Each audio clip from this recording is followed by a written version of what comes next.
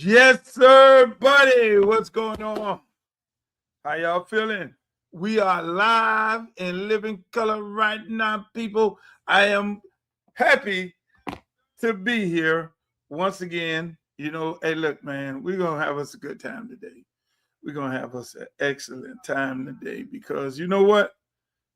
It's the day after Christmas. It is actually the day after Christmas. You all just don't understand. If your Christmas wasn't good, then I'm sorry because it was your fault. I'm just saying, it was your fault. It was your fault that your Christmas wasn't good. If your Christmas was not good, it's your fault. What am I supposed to do? Huh? I'm supposed to like make up something for you? But if your Christmas was good, I need you to put in the chat. Let me know that I keep hitting my leg. If your Christmas was good, put in the chat, please, that you had a great Christmas. Tell me what you got. Tell me all the things that Santa brought you. If Santa brought you some good stuff, let me know because I want to know. Hey, I want you right now to do is like, share, subscribe this page because we're going to get ready to get into it. We got a lot of things we got to cover here on the Luke Show the day after Christmas. But I want to say this. I'm still suffering from an injury on my knee. Let me tell you what I did. My crazy ass actually went and put an ice pack. First, I put one. I went to the golf range, not the range, but Top Golf with my son. Merry Christmas to you too. And I went to Top Golf, and I went with the wrong type of shoes on. We out there hitting balls. You know, me and my son, we get into this competitive little thing where he's competing against me and I'm competing against him. I'm trying to beat him and he's trying to beat me. So he then hits the ball to the fence. I should have just posted in here. Let me find the video to see if I can pull it up and show y'all this man hits the ball at the fence. He hits the ball to the fence, and what happens? What happens next? Daddy comes in next and does what? Tries to hit the ball to the fence as well, which I did. And something on my leg kind of tweaked, and it did not feel good. It did not feel good at all.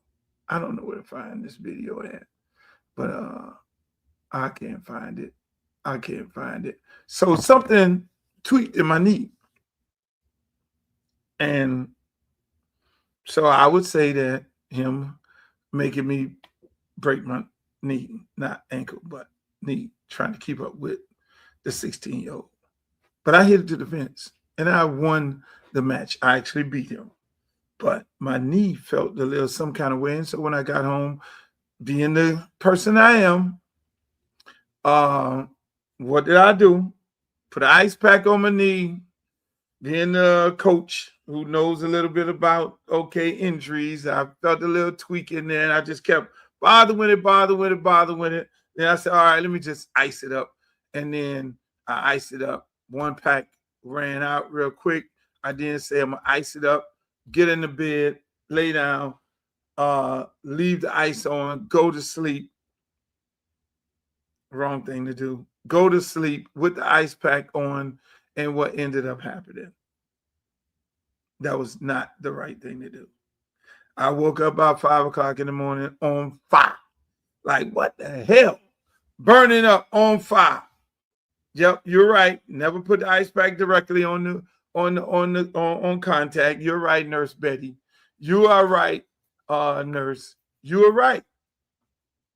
But before I did that, I used the one ice pack and I put a rag between it, and it wasn't getting cold enough. So I did do that. Then I used the second ice pack, which was obviously a lot stronger than the other one. And I just said, okay, this shit gonna wear out real quick. So I'm gonna just lay down, put the ice pack on, go to sleep, and it'll be dissolved. And at some point, it'll just fall off. No, that did not happen. That shit burnt me up.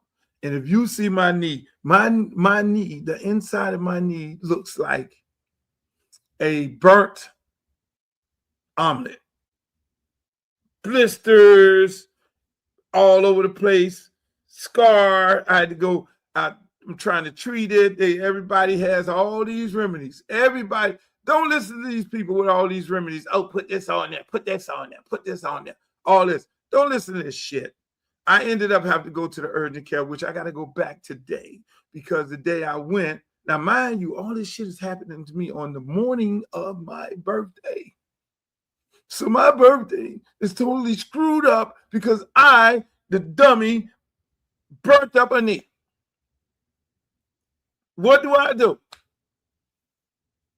End up going to urgent care. They're like, oh my God, Mr. Campbell, you have a second-degree burn. You need to see the burn doctor. So we're gonna give you all this medication. Then they hit me with a tetanus shot. Now, mind you, I'm an anti-vaxxer. That man was moving so fast, hit me with that thing. He was like, okay, I gotta give you this because it might get infected, and then he hit me. I'm sitting up there like, really?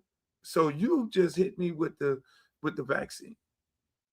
That's gonna put me under forever.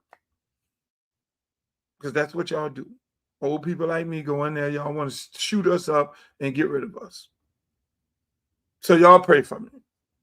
Man shot me up. But meanwhile, they told me I got to come back, which is today. I didn't go yet. And I'm still treating. And the bad part about it is, I'm okay because I'm a pain freak. I could take pain. That's part of my problem. I could take excruciating pain. And that's what happened to me. So the problem here is this. It's the leaking. It's blisters up, then it leaks. It blisters up, then it leaks. And that's what happens to me.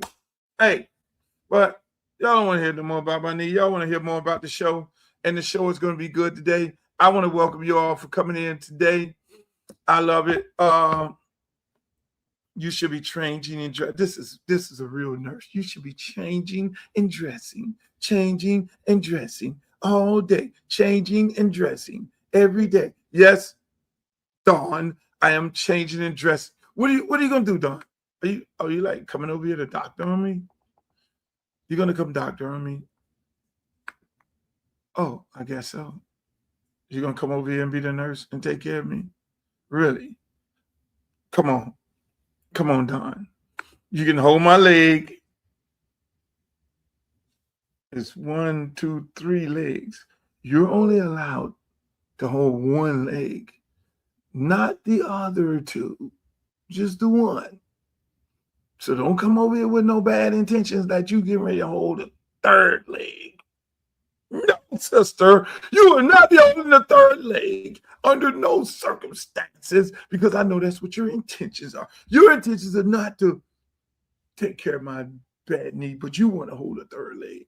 And that will not happen. And don't be sitting up here laughing. That is what your intentions are.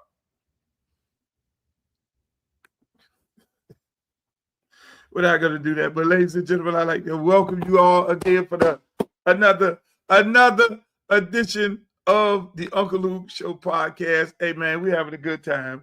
We're going to have a good time today, as usual. We are live all over the place. We are live on Instagram. I finally figured out how to get on Instagram. Hello, people at Instagram. Hello. How you doing? Y'all on the most controversial show of podcasts. We just come on here and just talk shit. You know, we're on YouTube Live. We're on Facebook Live. We're on Twitter Live. We're everywhere. All of my platforms. We're live right now currently. And but I love you people over there in YouTube. Y'all make me happy because the numbers are constantly going up. You got to understand. That's the beautiful thing. So if you have not became a subscriber to my YouTube page, because I got all kinds of stuff on there, you need to go over there. On my YouTube page, I have all kinds of stuff on there. You can only imagine the things I have on there. Let me just show y'all a little something that I have on here with me and Tupac that y'all. Check it out. Once again, right here live, straight from New York. Freak of the week. Yeah, are you a freak? Freak of the week, baby. Tell me, are you a freak?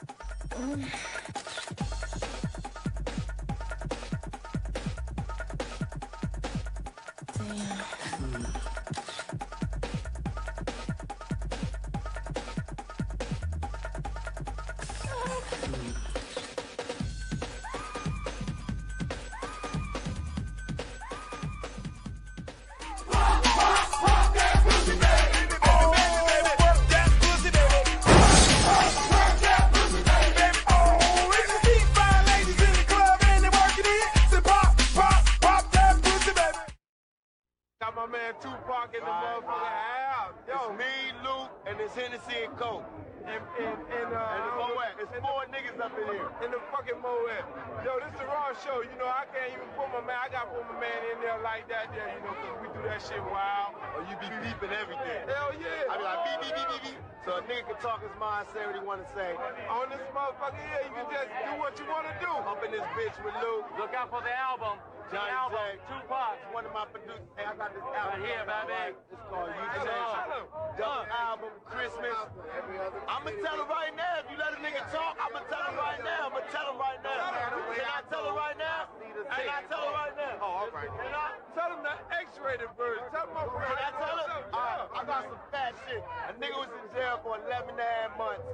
I came out with a lot of shit to talk about. I went in the studio straight from jail, 20 songs, double album, Euthanasia. I got a song with Nate Dogg. I got a song with Roger. I got a song with George Clinton. I got a song with Dre. I got a song with Snoop. I got a song with Corrupt, Daz, Rage, Faith from Bad Boy. Stand up, make a fuck for a buck and pay her half of what she worth.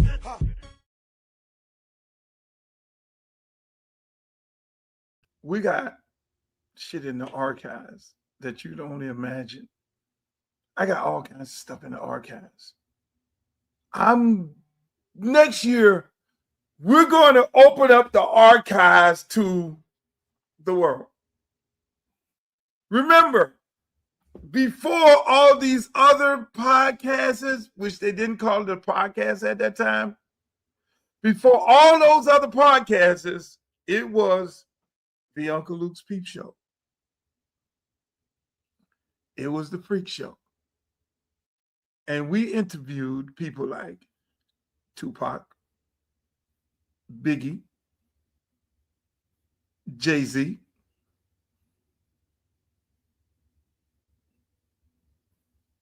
Puff Daddy, Akinelli. We interviewed everybody, even Aaron Hall. All this, Aaron Hall. We interviewed Aaron Hall also. I got the footage. It was my show. And then I got all the footage going to Galveston, Texas for Black College Spring Break. Also in Orlando. Kapalua. Just imagine when I release that footage next year. So we're going to do a combination of introducing you to what you're seeing right now, because we have all this content, and there's a lot of you young people don't know how we really got here, which I have a lot of content that'll help you put two and two together. See, and that was the reason why I did Freaknik. Yes, me, the brainchild of Freaknik. I did Freaknik. I put all the people involved and put the puzzles together. Got with my girl, Nicki over there, and Eric, and everybody had Swirl Films. Then we added all the elements together. We added the elements. We went and shopped it around. Like we have other shows that we've shopped around. And we put people's name on there. Some people tried to hijack the actual show and say it was theirs. No. Architect. So we have all these other shows and we have more content. And so I have to bring you guys up to speed. Like I got a Lil Kim show. We did a show, an interview with Lil Kim. This is when Biggie and everybody was living. Did interviews with Biggie. I talked to these people. God bless their souls. You saw Nate Dogg in that little piece there with Tupac. God bless his soul. All those were my friends. They had no problem with interviewing with me. Like my friends right now.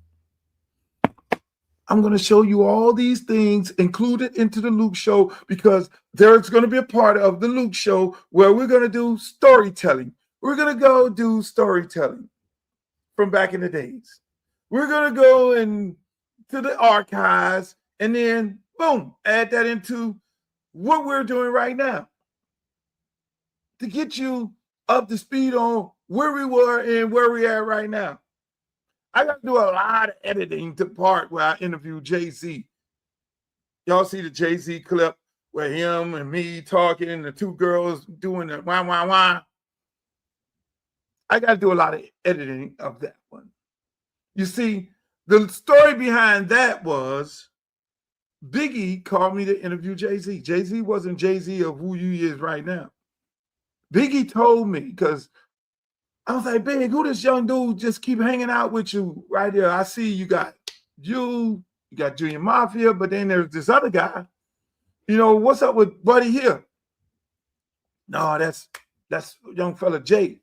Jay gonna be the shit, Luke. I'm telling you right now. This is Biggie telling me this. And then I'm doing this Peep Show, and the Peep Show is hot. It's on Action Pay-Per-View. Actually, Action Pay-Per-View was owned by BET, which was at the time owned by Bob Johnson. It was a subsidiary of BET. You can imagine. And what I would do was show all these adult versions of the clean version of the videos at night, but then we took it a little further than what other networks were doing. We were creating a scenario around the actual artists based on what they were talking about. So if Akinelli was like, put it in your mouth. So we then had a scene where it was all put it in your mouth scene. And then, you know, same thing, Aaron Hall, same thing, Lil Kim, same thing, everybody. So Biggie said, man, and we blew up artists like blew up. It's all my creation. Shouts out to Keith Paschal. He was the producer of the show. Him and Sunita Bonita. And so we did those shows. And we did those interviews. I even got freak show footage where I would video everything. So I'm going to show you the Pit Bull before we even got Pit Bull.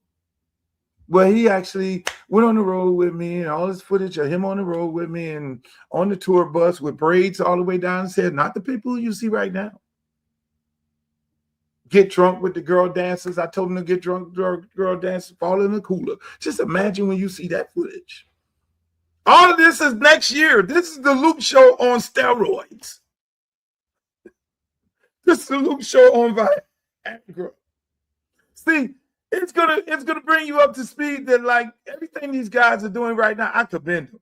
I commend Shannon Sharp. I commend all these guys that are podcasts they're doing and the shows they're doing, the interviews. I commend all of them. But all this was going on before. We just didn't call it a podcast. It was a show. It was the Peep Show. It was the free show. And I got the footage. And we're going to show you. Everything that you're seeing right now, the controversial conversations and everything, there were controversial conversations back then. There were controversial conversations, difficult conversations like the one you just saw with Tupac and me. There were difficult conversations at that point where it was me and Biggie. Hey, when the beef was at its height. They don't have that in the 50 Cent documentary because I wouldn't release it.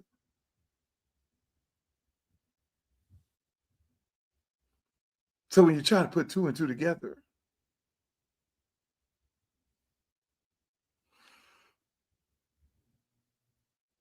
so Biggie told me this dude Jay-Z is going to be the hottest thing in the world. He called it. He freaking called it. And then me and Biggie went in the studio and did a song.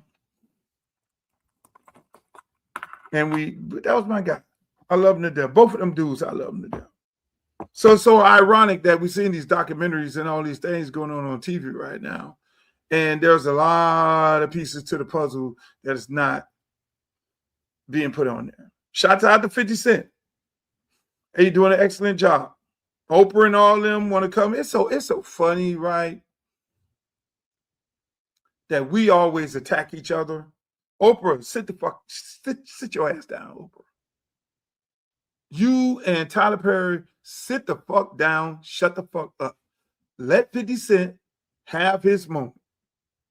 Ain't nobody talk about y'all and y'all master slave movies. You interview many people, Oprah, on your couch, having motherfuckers crying and having motherfuckers high and jumping up on the couch and losing their career and all these things with that all-white audience. So shut the fuck up. Leave 50 Cent alone, Oprah. Same thing for you, Tyler Perry. All these male-bashing movies you make, boss, where you feed into what society has deemed as African-American men that ain't shit, and we cheat on our women when in all actuality, when you do the numbers, our women are actually leaving us. And then when you do the real, put the real together, it ain't us. It's a combination of the two. But I don't see no movies. I don't see you doing no movies where the white man is leaving the white woman or the white woman leaving the white man. I don't see you doing them movies. But you profiting off of tearing down the black man. But then now you got something to say about 50 Cent and what he did on the movie. See, that's us. We just tear each other down and we come for each other because, we want to be the only one making movies. We don't want the only one speaking for black people. That's why I hate all these political consultants and all these us. We just do that to each other. You don't hear no white women tearing no black men down, and you don't see no movies of that shit. Somebody profiting off of all that. So shut the fuck up. Leave 50 Cent alone. Let him do his documentary the way he wants to do his documentary on Puff. Puff get out of jail. Puff can then do his own documentary and everybody be happy and let them do what they do. That is what we call hip hop. Y'all ain't got nothing to do with it. Y'all always hated it. Y'all always had something bad to say about it. So leave us the fuck alone and go on about y'all business. Bottom line. So now, let me get into the show, ladies and gentlemen. I just had to get that off my chest. You know, when I go on, I go on. So speaking of bad people,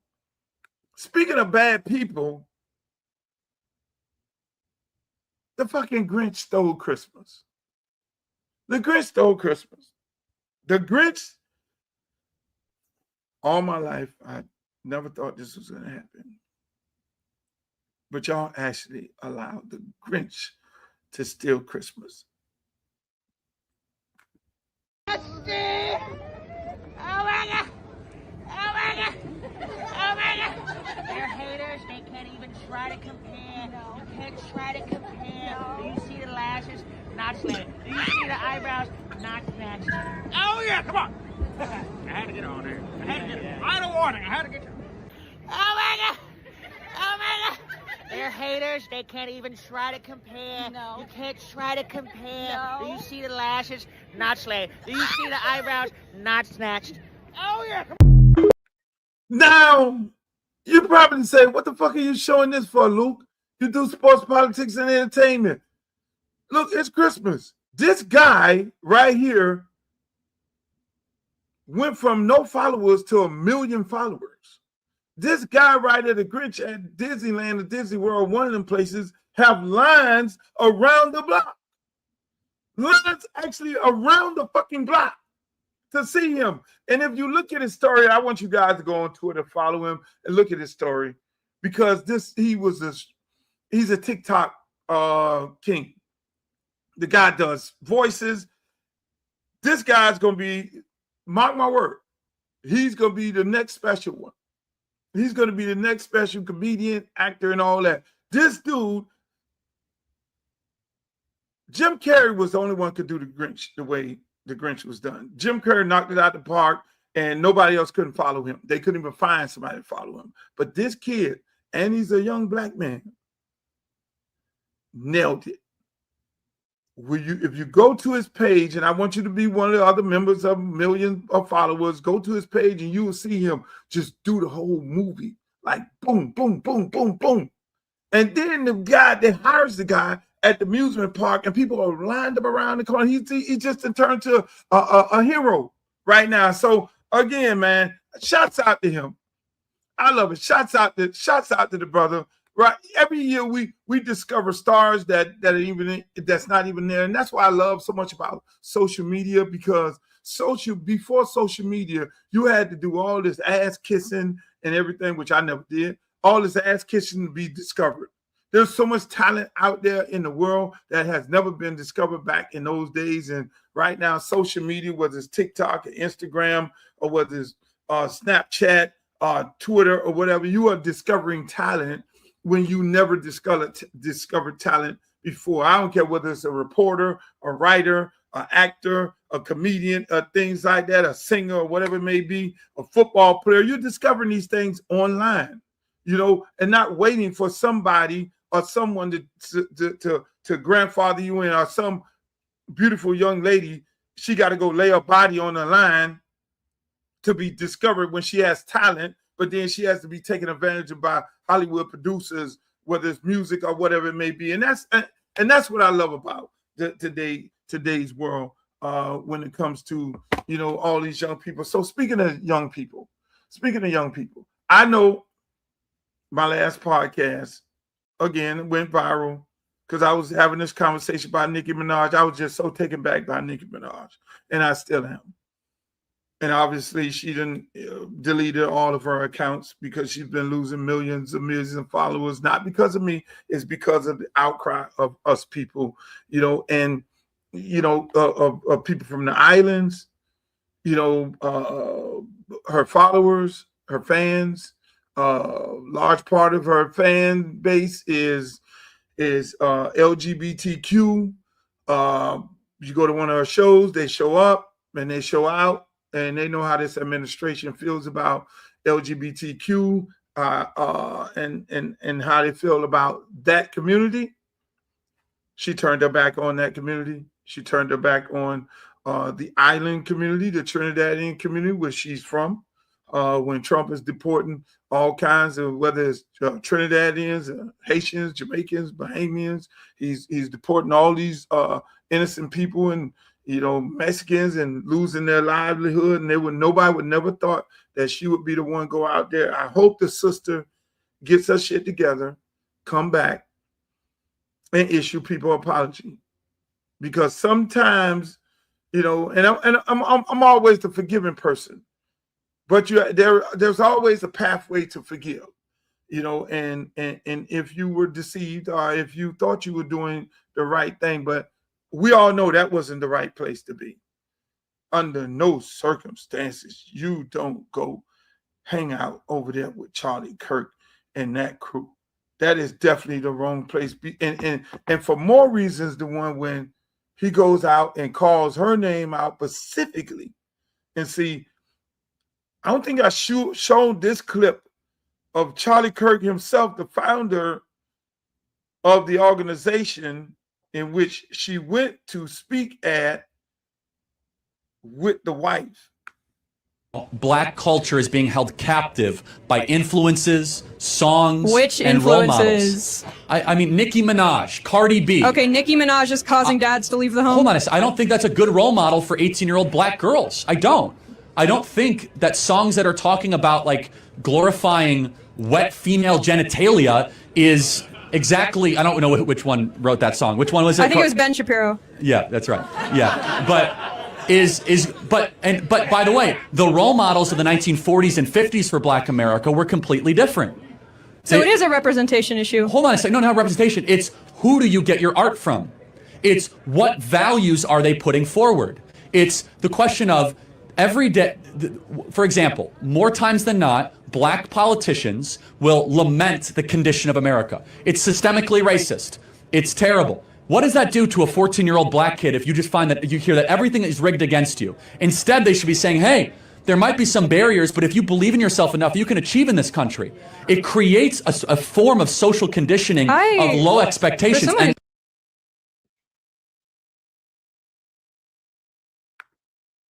I mean, that's what Kirk said about her. So when we see Nicki go over there and cape for these people, we then have a problem with that. Some people get on my social media page, well, what did Charlie Kirk really say? Charlie Kirk called our black Supreme Court justice from Miami, went to Miami Palmetto Senior High, low IQ. Called Michelle Obama, low IQ. That's the mega bullhorn where they attack African-American women and say they're low IQ. Lack of brain power. That's what he said about black people. He said black people have lack of brain power, especially for leadership.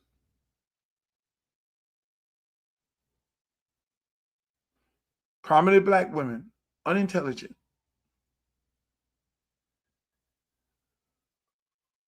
Black people are not trustworthy. He said out of his mouth, I see a black pilot, I automatically think he's DEI and he's not qualified. He described black people as a threat to white safety. That's what he said. This is Charlie Kirk. I'm not making this shit up. Black Americans as a threat to white safety, referring to prowling blacks. It keeps going. It blames black culture, not policy, for the violence and poverty. He blames us for violence and poverty in our community. Yes, there's violence and there is poverty within our community. Yes, it is. But last time I checked, we don't own no guns and we don't own no gun stores. Where the fuck are we getting the guns and all that from? This is Charlie Kirk. Civil Rights Act. Huge mistake. Effectively arguing blacks should not have federal protection from discrimination. This man said blacks should not have federal protection from discrimination. Really? So we ain't getting discriminated against. This Charlie Kirk. These are some of the things he said. He dismissed slavery by the legacy of attacking Juneteenth. He dismissed slavery. It never happened, according to him. He attacked Martin Luther King, said Martin Luther King is not a good person. He's a black liberation leader. I mean, black racism, regularly suggested by black people, denies lives of reality to justify inequalities. I can go on and on and on about the shit that this man say. So who in the fuck sent Nicki there?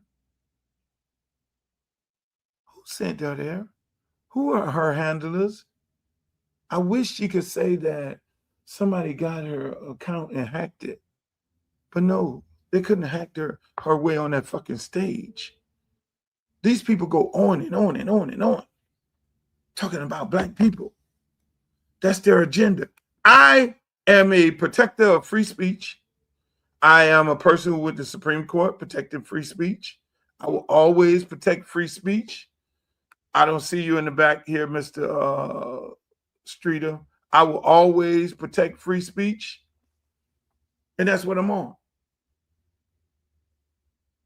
That's what I'm on. So, Turning Point, they could say what they want to say. The Ku Klux Klan could say what they want to say. I fight for their free speech to be able to say the things that they want to say, how they want to say it. But do we subscribe to that?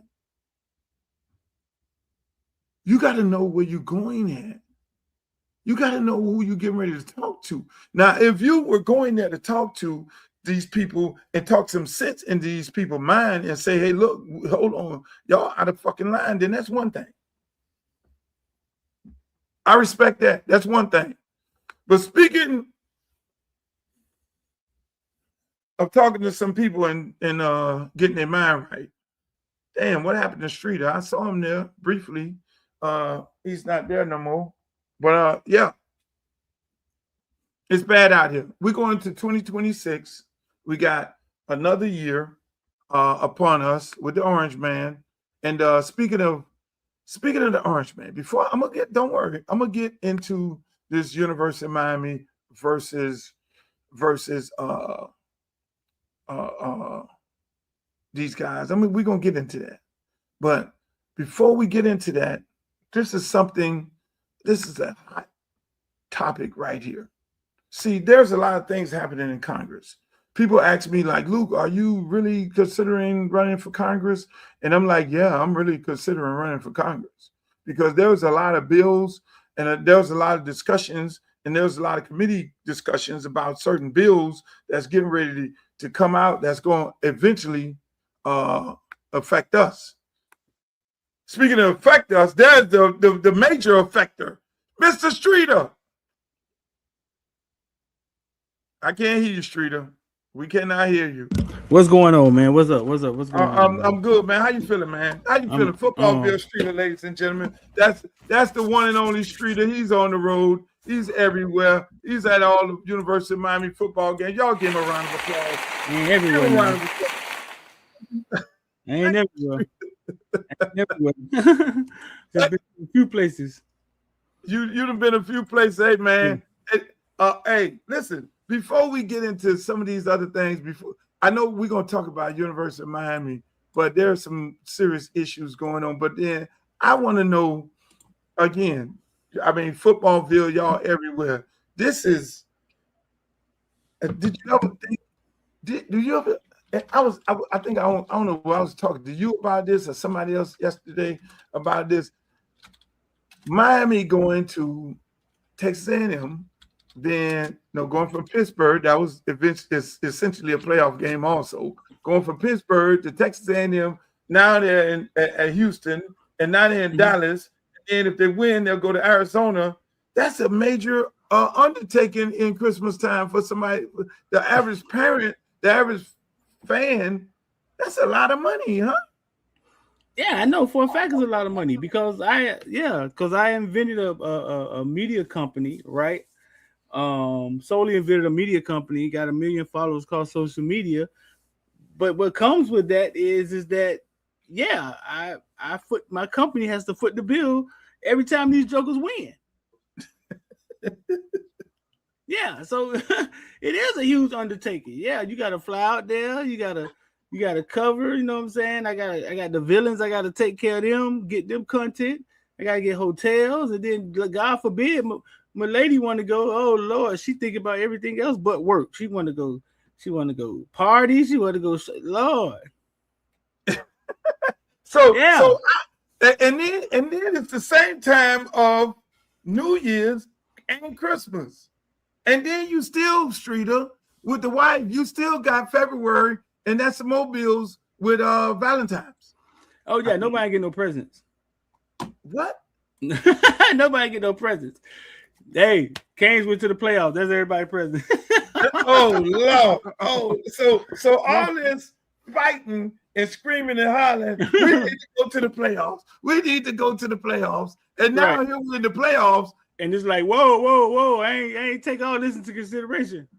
It's like your credit cards and shit. Yeah, bro. That's being independent. For all y'all people that work in jobs and want to be entrepreneurs and being independent. Hey, this is the other side of that shit, Luke. I might get me some dancers or some shit going on, something on some peep show on the side show or something, fool. I don't know what's going on. Oh man. Hey, listen, ladies and gentlemen, we do. Hey, look, if you want to be this is probably the best time for you all to be a sponsor of Footballville. Y'all better go up in there. You might get you some discounted rates. The man got over 1 million followers that you may want to be associated with. So you might want to go over there right now and get you a cut rate on having a sponsors package. Of Streeter and his of him on the streets. It's tough, bro. I mean, listen, man. I might well make one of them goddamn 99-cent kid commercial from back in the days. You want to help them kids? They just show them kids in Africa with flags flying around them and stuff, man. And you know what I'm saying? I don't even know if it was real or fake. You know what I'm saying? But they used to get people. I might well make one of them commercials, dog. You know what I'm saying? Donate the football. Donate the football field. No, we're gonna get you. He ain't going to Arizona. Fuck that. Hell no. We're gonna get you. What they call them? What they call that thing where they raise the money? A GoFundMe. GoFundMe. Ladies and gentlemen, we're gonna start a GoFundMe from Streeter so he can continue going and covering the team. And see, most of the reporters are on the airplane. You would think that Miami, which I ain't gonna get into that because we're gonna be nice. That Miami would put him on the airplane with all the other reporters and all the other writers because he does such a great job, and he represents our community. You know what I'm saying? And that's why I love the NABJ, because they get involved in these type of things when black media gets disenfranchised. Is 305 on the airplane, or do they have to get their own way there? I'm not sure. They move around pretty good. You know what I'm saying? They some young boys. They got the first time everybody ever saw them was on my platform. I interviewed them because they were some high school kids at the time. They get around pretty good though. I was talking to him in Texas the other day. He had just flew in. I don't know. I don't know how they doing it. I don't know on the plane. I don't know how they do it. I don't know who's on the plane and not on the plane.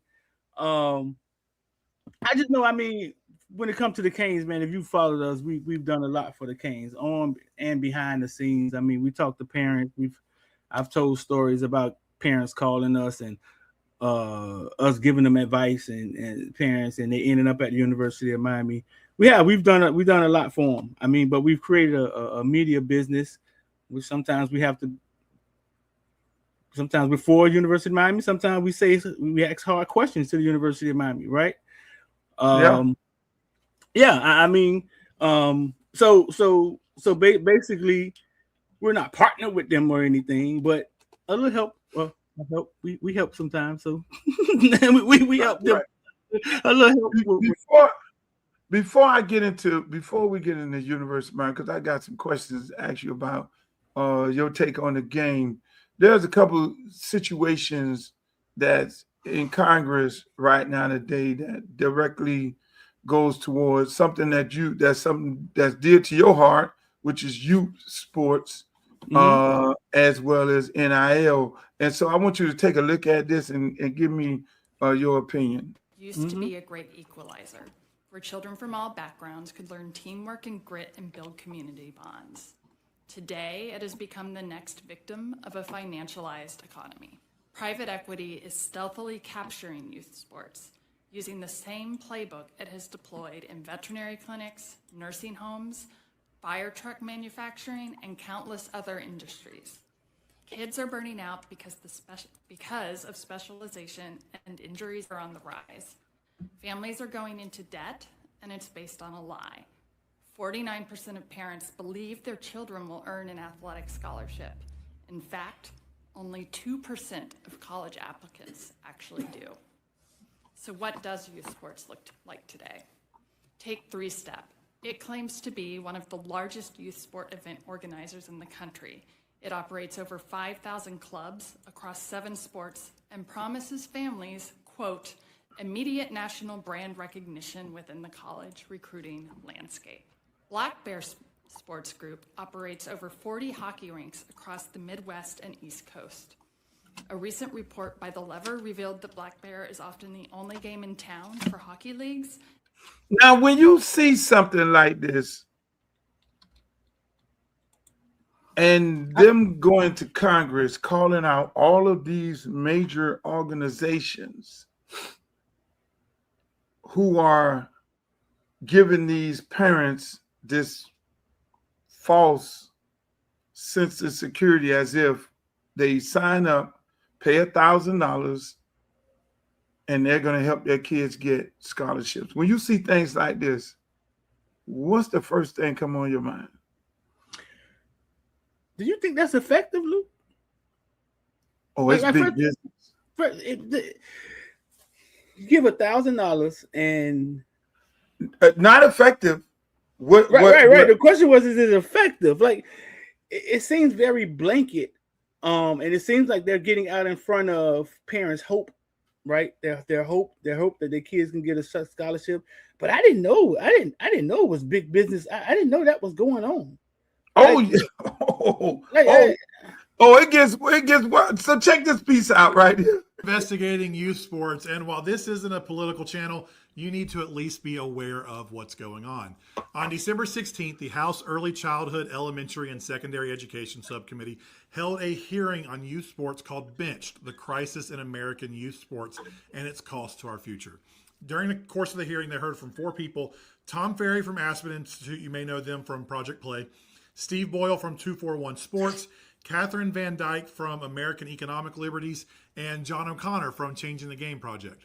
I'm going to share a couple of the highlights from the witnesses with you, just so you can hear some of the things that are being proposed and that Congress might be looking into. And I want to thank the guys at Buying Sandlot for summarizing this for me so I can get it out to you pretty easily. Van Dyke suggested that platforms that sell exposure to college coaches and recruiters could be making illegal claims. She also called on Congress to curb private equity with existing and new antitrust laws. So who knows what's going to come from that. Ferry suggested an idea to use federal sports betting tax revenues to fund youth sports. He also said all leagues should be required to register with the U.S. Center for Safe Sport and adhere to safe sport compliance and safety measures. He said that only about 1/3 of youth sports organizations currently sit under that, and suggested that registration should be incentivized with offerings like subsidized background checks. During the course of the hearing, they also talked about the benefits of youth sports and tried to find ways to fund recreational and school sports to create opportunities to improve experiences and to grow participation. Now, I have no clue what will come of this. None of us do at this point, or if the government even will intervene in any way, but hopefully, with the amount of attention the current issues in youth sports are getting, we can have a somewhat healthier youth sports climate in the coming years. However, no amount of safeguards or funding will help if we as parents don't also do the work to have a healthy view and approach to youth sports. So it's big business, Streeter. It's on the Congress level Right. now. I mean, it has turned into 4 organizations, and that's why you heard them say they're on 3 guys.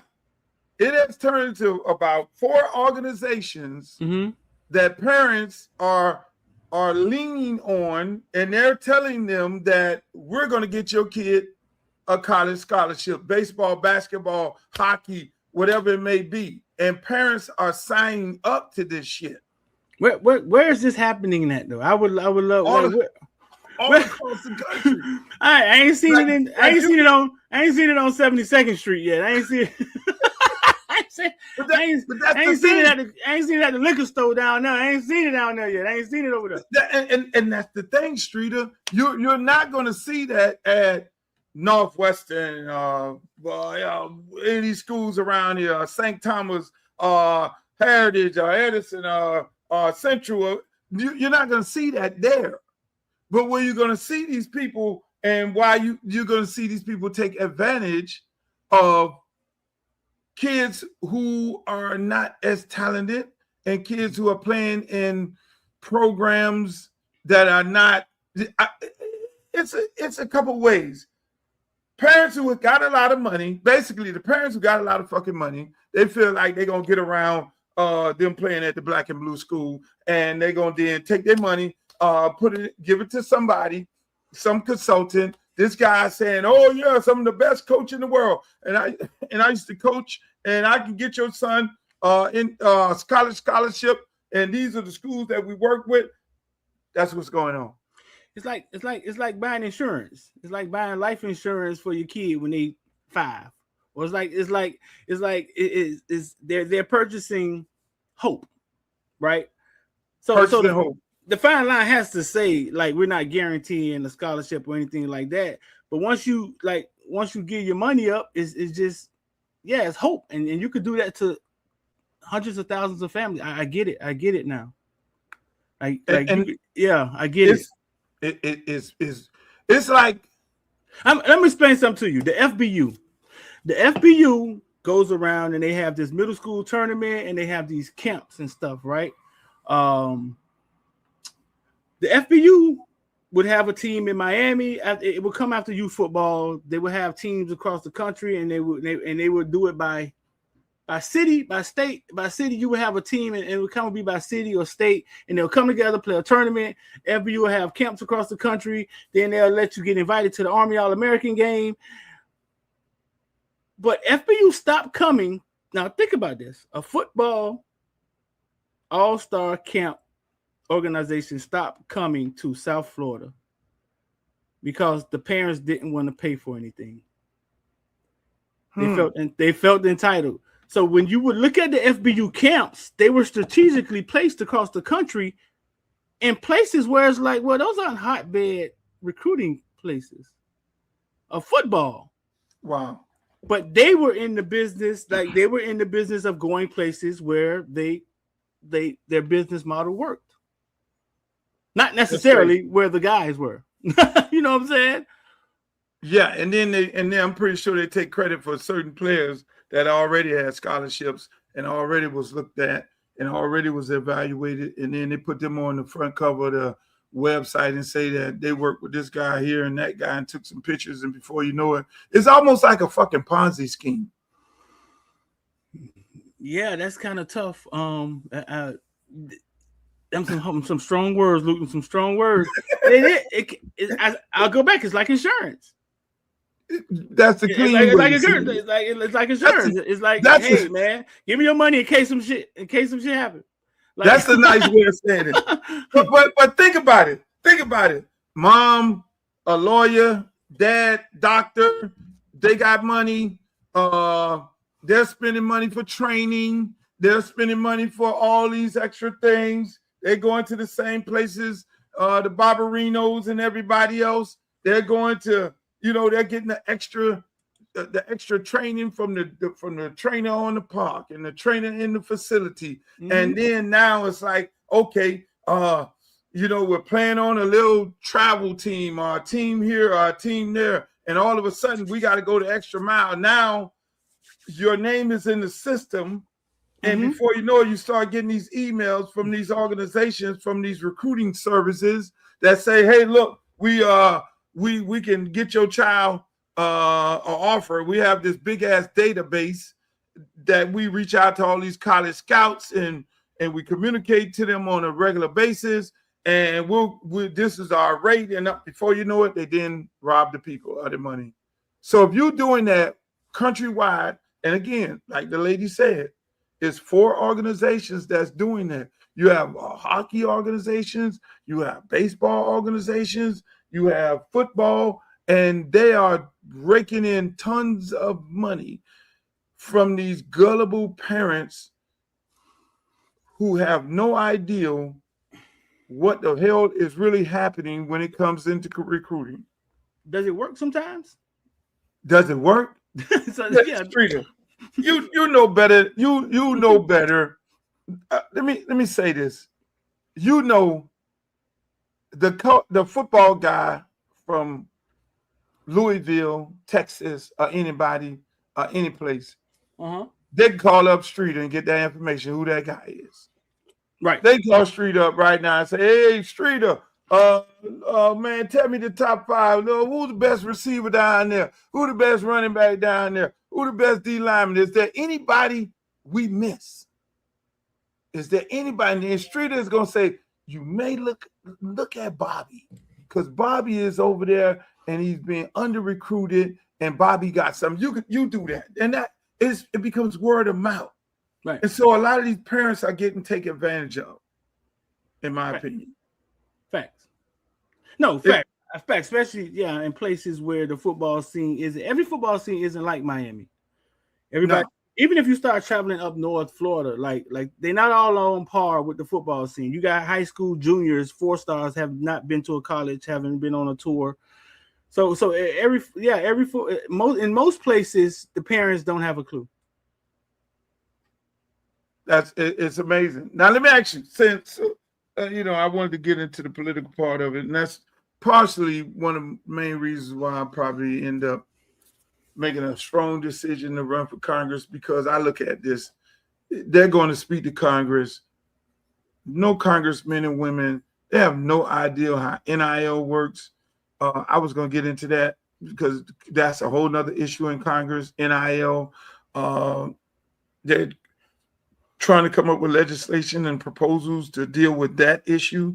And now it's youth sports. So you don't have any congressmen and women who are even remotely aware of these type of things. They have to then look at research and people from their community to try to explain to them on these committees. And at the end of the day, what ends up happening is they fuck up something. But let me ask you, going into this University of Miami game, I know you're getting ready to go out there and you've been covering the team all year. I want to know, are we going to get any version of this?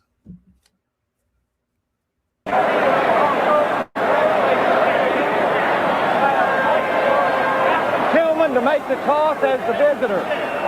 It's a head and Are we going to get that? Streeter, please tell me. Give me some hope. Give me some hope. Give me some fucking hope. Tell me we're going to get that, because this is what this game is on. This game is personal just like that. At the coin toss, it's supposed to be the stare down like that. Are we good? Please tell me. Well, you won't. You got to lie to me. Just tell me. Highsmith, when I interviewed Highsmith told me ever since that coin toss, they took the mics away. You can't hear what the players say anymore, per se. You know what I'm saying? So you won't hear nobody talking. But when it comes to this team has a lot of that in them, Luke. Really? Yeah, we talk about 104,000 screaming fans. I'm at Texas last week, and the fans are walking up to us and talk to these 2 guys outside selling tickets, and they said Miami only played in front of 70,000. and there's 104 screaming fans gonna be in the stadium tomorrow. And this team, they don't give a fuck, Luke. They don't. Really? Nah, they don't. They don't. They're a confident bunch. They're a mature bunch. And I think they have a chip on their shoulder because this ACC, SEC, Big 12, little brother, big brother bullshit, right? What people don't realize is that when they step on the field with you is that, goddamn, they're big, they fast, and they're going to hit you in your mouth. Whether the flag get thrown or not, they're going to hit you. And they don't, this team don't fear. They showed up at Texas the other day. When they got off that bus, I was standing there recording for the Villains. I was live with the Villains, my membership. They was ready from go, Luke. Really? They was ready. Yeah, they was ready. They was ready from go. And the Villains, we had did so much homework, like you've been in there a few times, about we had them watched every game. So we felt that Texas A&M wasn't what we thought they were. And when Miami got off those buses, it appeared that they felt the same way. Really? So I remember calling you up and you said Joe Brown said y'all gonna get there by 11 o'clock.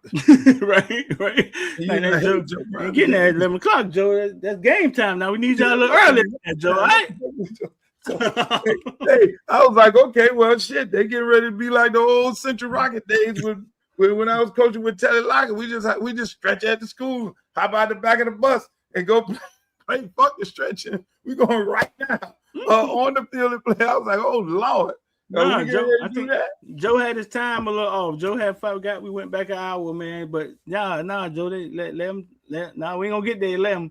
But they got there roughly 9:30, and game faces on.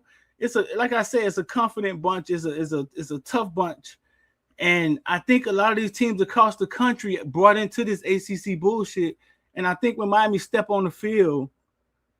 Not the coaches. I'm sure the coaches throughout the week are like Biggie was. Frank, pay attention. These motherfuckers are hitchmen, right? The coaches trying to wake them up and tell them, "Hey, listen, man, this ain't." But I think when they get on the field, the team realizes, oh, these motherfuckers are actually bigger than us. They faster than us. You know what I'm saying? And let me tell you, Street, it goes back to it's crazy that you say that because it goes back to my first conversation with Mario at the Cuban restaurant in Coral Gables. Mm-hmm. Get the name of it.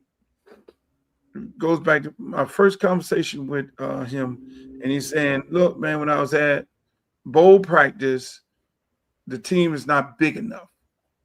He was like, "We're not big enough." And knowing that he's come from the SEC and he sees these big guys at Alabama and going to Oregon and seeing these big ass Samoans, big everything, he was like, I got to get this team big enough. And then even before that, that's what Mark Richt whole thing was, changing the size of the team, because we always been a Swayze, finesse, faster than you team. I think people caught up to that. And when Rick came in, he wanted them to be SEC big, similar to Georgia big, and a combination of fast. And so when you look at that and having that conversation, and now you look 4 years later, he has this big ass team and very athletic that's able to compete like that. And I guess that's why we all have issues when we lose 2 games in the ACC, and you go to the game again and you come back and say, hey, look, I go into the Villains and you say, look, shit, Streeter, did we look bigger than them people over there? What was going on? You guys, the motherfucker like JV over there, and we look like Varsity. You know what I'm saying? So I think, which we know that he built this team and this program to deal with this type of element, this type of football. You know what I'm saying? This type of, okay, you're going to play in the playoff. Majority of the teams in the playoff is going to be from the SEC. Then the other majority of the teams is going to be for the Big Ten. So that's what the fuck you're going to have to deal with. You could build a team to win the ACC, but you're going to get your ass handed to you in the playoffs. Yeah. So when you look at this team, so basically what you're saying is what this man actually built this team to be able to take on these type of teams, correct? Yeah, Ohio State is giving up, I think, 86 yards a game on the ground. I think Miami's giving up 83, or either the other way around. Nobody has really ran all over them. But what Mario built at Miami, what Miami built, you know what I'm saying, is a defensive line, O-line, big team that's suited to go in there and hand that ball to Mark Fletcher, and it's going to be mano a mano, and we're going to see, okay, if Miami can run the ball on these guys. That's what he's built. He's built a team that can go in there with Ohio State, that can go in there with Georgia, and it's like, okay, motherfucker, we are big enough to run the ball on y'all, and let's see what gives. This is not what people think that you're. Oh, the ACC team, they got a smart coach. They scheme it. No, bro. Like this team was built in the trenches. Purposely, right. He built it in the trenches. The last 2 years, Miami has recruited more 5 stars in the trenches than any team in the country. Wow. So I wouldn't be surprised if they line up, put Mark Fletcher in the pistol, and they do have success early versus Ohio State running the ball. Yeah, I wouldn't be surprised either, because I sat down and watched 6 of their games. You know, when you're a coach, you can sit there and evaluate the film, you know, and break it down to whatever terms I can break it down and kind of get a good idea as to what they're trying to do on offensive side of the ball and the defense side of the ball. I think they're weak between the guard and the 2 guards, and they like to do a lot of pulling.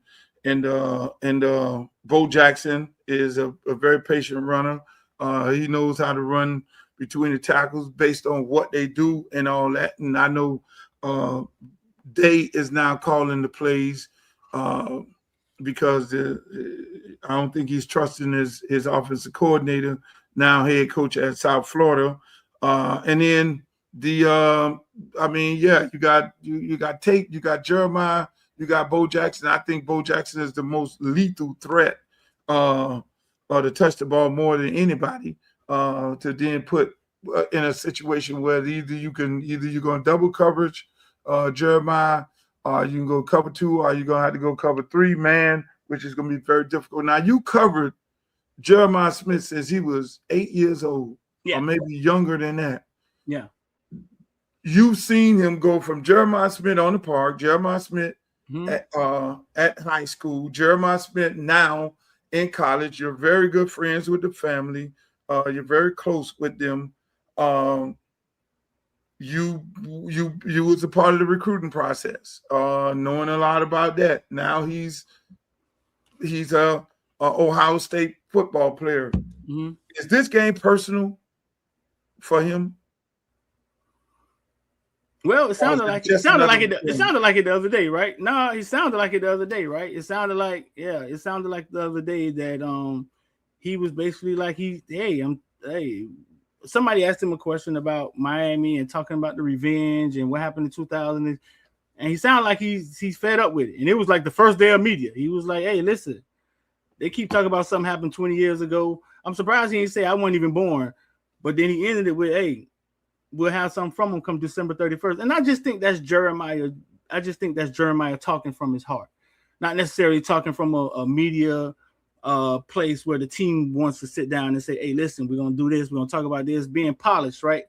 I think he said what was on his mind. His competitiveness came out, and he basically said, "Hey, they will have something from him on December 31st. So is it, he made the right decision. God damn it, he's the most famous college football player the last 2 years in college football. He got ads everywhere. So if he was close to coming to Miami, he chose Ohio State, and he made the right decision. So is it personal for him? I think anytime he has to come back home to Miami, right? So the last thing he wants is to come home with an L. You know what I'm saying, in the summer, and the people in Miami gets to say, You should have stayed home. You should have stayed home. Even though he's filthy rich and he's super famous, the fans are still going to feel the same way. But here's the thing, Luke.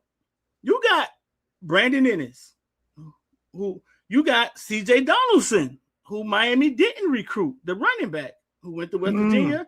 Now he's a running back. Then we got Mark Fletcher, who cried when Ohio State offered him, then decommitted when he found out some things that he didn't like about the recruiting process, decommitted, and now he ended up with Miami.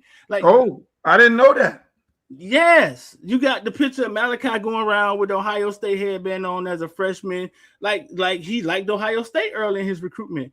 But it's a lot of entwined going on between the recruiting of Miami and Ohio State. But I would think personally for Jeremiah to ask the question. No, I'm sure he doesn't want to come back home. I'm sure he wants to kick our ass because he wants to complete. Hey, listen, I made the right decision. We kicked our ass, and I became super famous. And one of these days, they're gonna give me the Heisman. Yeah. What does any part of Miami making a statement some time ago? I mean, you can tell me whether it's true or not. When they got JoJo and they said, "Oh, we didn't recruit Jeremiah that heavy because we thought JoJo was a better athlete than him." That's not true. I think when they put them next to each other, they saw what a lot of people see, that JoJo is one of the most fluid athletes. Like the things that he do come easy. Like he makes it look easy. You've seen numerous kids, Luke. You've seen some kids where it's like they woke up in the morning and football comes easy to them. Being athletic comes easy to them. And I think when they put them side to side, like, and saw them both in workouts, they felt JoJo had that, not necessarily the machine that Jeremiah is when it comes to work ethic and all these things. But he had that, like the talent side of it was like JoJo had an edge on that. Right. Yeah, that I think just like you say, I really hope we find a way to get JoJo the ball because I think that sibling rivalry will take place, which will make it a classic game. And for more reasons, it'll be two guys from South Florida take over national TV on New Year's Eve, along with Malachi, and along with Fletcher, along with and like I keep telling people, you got to watch Ennis. You got to watch Ennis in the cut. We're joined by one of the greats of all greats, Melvin Bratton, former player, University of Miami football. What up, Mel? What it do, bro? What's happening? Hey, man. Hey, we get ready for Ohio State, baby. Man, listen. They run their capping. I know Jeremiah wasn't born, but we talking about some old shit from back in the day, bro. This is like we hadn't slept since that goddamn day, bro. When they robbed us. You know what I'm saying? So, no, this blood and these youngins that's coming in with Ruben Bain, them, they get it. They get it, dog. They really get it, man. So I'm excited about this game. I mean, hey, man, you and we already know you and Baines and all y'all family and the Baines family. You practically raised this kid from a kid, and if anybody on that team he knows because of the association with you and the uncle and everybody else. Well, Talbot Bain, my best friend and college roommate, T. Bain used to take, we call him Shine. They used to take Ruben Bain, Lil Shine. He loaded up in we call it the kidnap van, and he would put him in the kidnap van and take him down south to all the camps. So as 8th grade, he had like 5 or 6 shorties that he used to take down there. So Ruben Bain, which is Shine, he understands the culture. And then when they was coming out of high school, he had the same mindset because, that we had. He wanted to go change that program. Let's rewind. Let's go back. How all this shit got started. It started with, far as 2 Live Crew #1, Luther Campbell saw me in high school, right, at a jam. I don't know if you remember this. It was at a park, and I was my senior year, and I was indecisive where I was gonna go. And I took a trip to Michigan, Ohio State, Pitt, Texas A&M sent a private jet to pick up me, Bain, and Tommy Streeter. And I was supposed to go to Southern Cal. I was going so I could just check out the chicks out there in Hollywood. So I ain't give a shit about the USC, but I want to take that trip. So I run into you, right? My senior year. And you walked up to me and you saw it say Melvin Bratton. I looked, I said, man, that's Luke Campbell. That's Luke, Uncle Luke. What up, bro? Like that. He said, all right, what the hell you gonna do? You remember this. You said, man, what the hell you gonna do? Come on, man, stay here and change this program around. And it was one more Bob Kaufman, the coach from Killian. He had a show that came on Saturday after the football games, and they had to replay. They played the Northwestern games to replay, and he was doing the commentating. So then Bob Kaufman, about a week later, say, somebody better tell Mel Bratton if he stays home, he can go to the University of Miami and play right away. And because all we have is Speedy Neal, Albert Bentley, and Keith Griffin. I'm like, damn, okay. So now me and High, fast forward, me and High on the phone every night, we met, saying in high school. And I was like, bro, what you gonna do? He said, man, I don't know. What you gonna do? I said, man, I'm sick of these fucking Ohio States. I visit Ohio State. When you go to Ohio State, all they say, man, whatever you do, don't go to Michigan. I went to Michigan. Whatever you go to Michigan, don't go to Ohio State. So I told High, I said, man, fuck all these people, with about not go here, go here. I said, bro, this like, we talking on the phone like 1 a.m. I said, you know what, man, in my spirit, man, it say, let's stay home and change the culture of Miami football.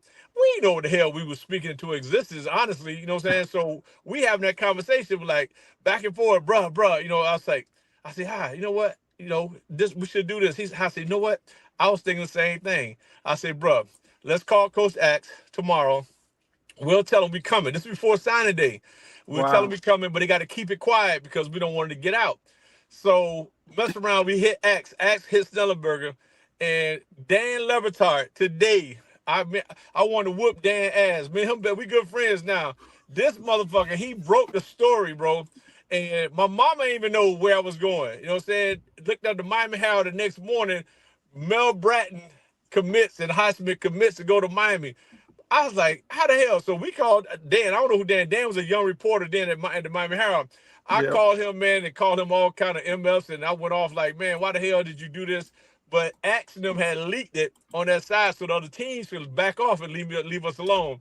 So it was a ploy, but because you was very instrumental in far as staying home. And then when you had chopped it up and talked, you told me in my senior year, he said, man, listen, I'm a Canes fan, but man, we need y'all.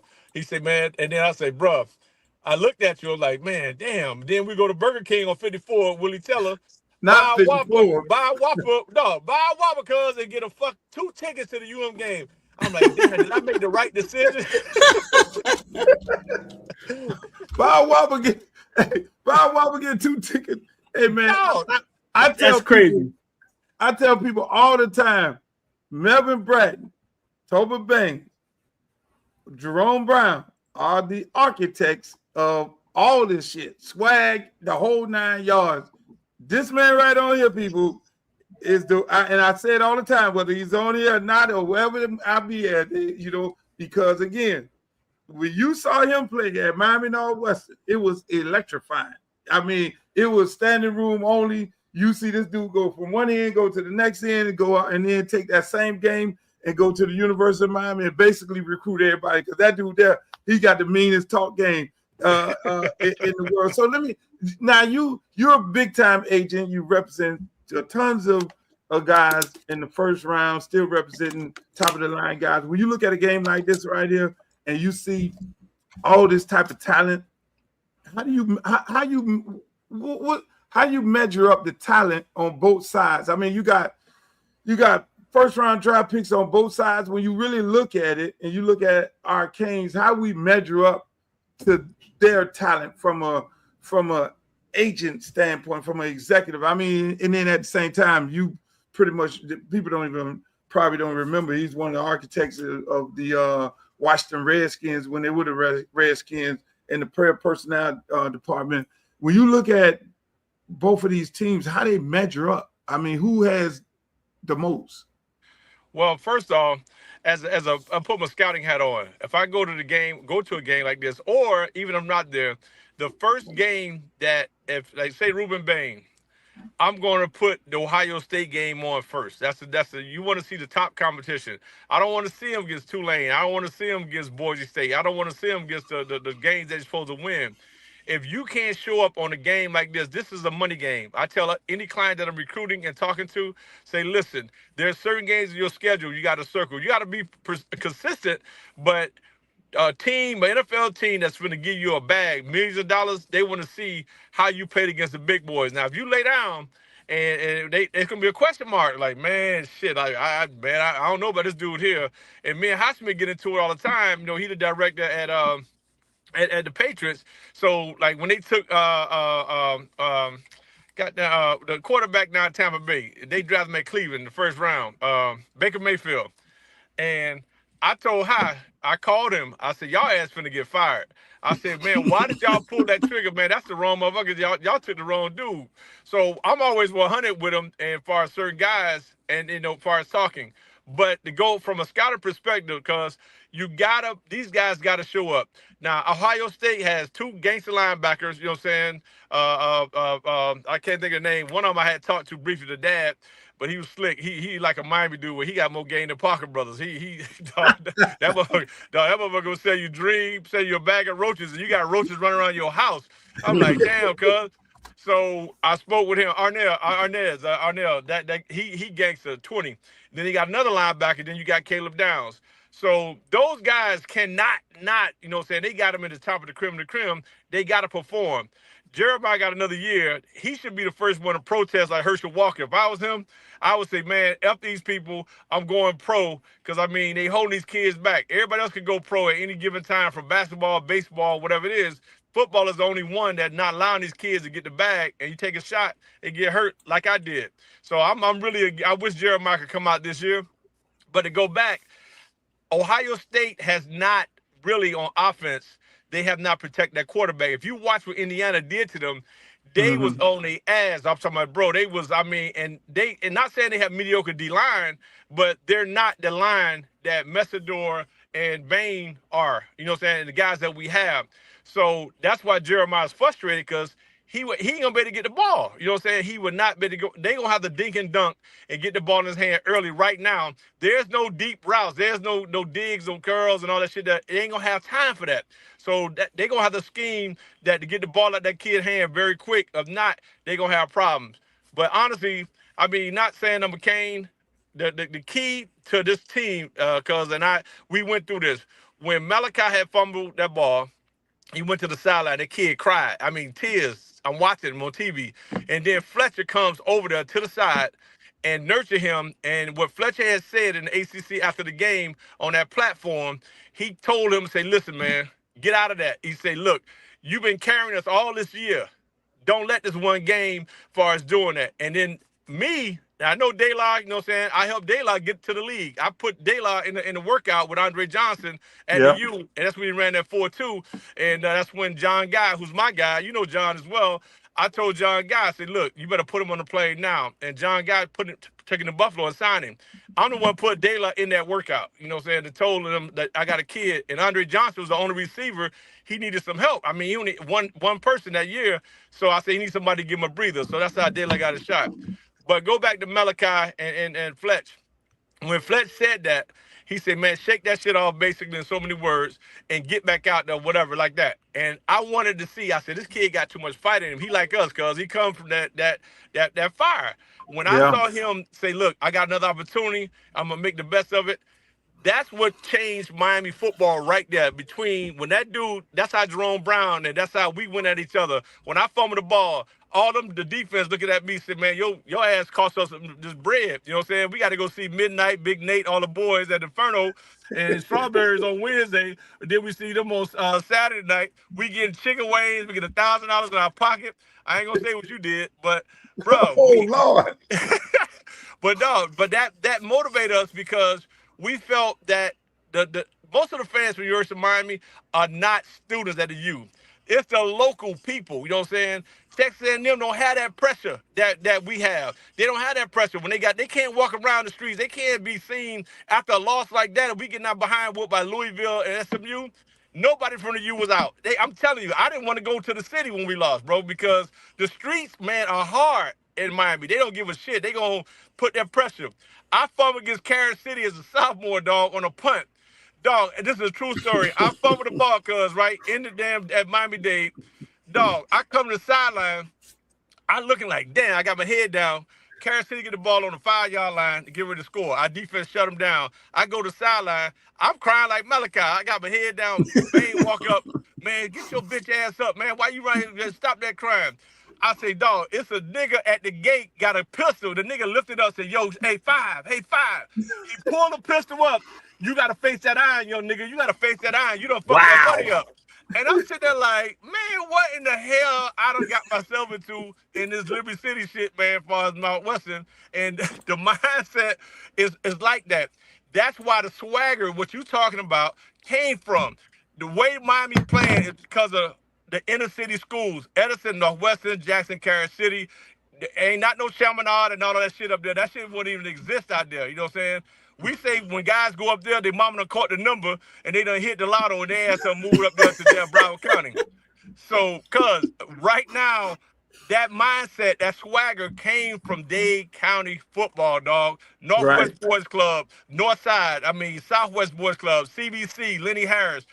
That's where all that mindset came from, the inner city, and we carried that down to Miami because we tell everybody in the locker room, bruh, we can't lose this shit, man. We got to go back to the crib. Them Negroes on 15th, they ain't playing. That's where Moonsault was shot at, bro. So shit, we can't go back to 15th, Mr. Wonderful Story, eat that sausage sandwich, and we done got our ass whooped, bro. You already know, boy. What Moonsault was shot at? What was Moonsault shot at? On 15, and we missed it. We were mad. We was in practice. Cuz had called me, said, Cuz, we shooting a video. Get your ass down here, man, like that. I didn't know they was gonna rock the stuff, the gear. He didn't tell, so he always keeps shit to the chest, always, till today. So you already know. We on the way, we rushing down there because we had practice, man, and we got out kind of late. Dog, the Moonsault video was shot right on 15 at Mr. Wonderful Store in that corner, and we got there. Cuz looked up, he said, man, we just wrapped. And all of us was sick, dog. We was sick, dog. It was shot right on 15, bro. Hey, let me ask you, are we going to get this team?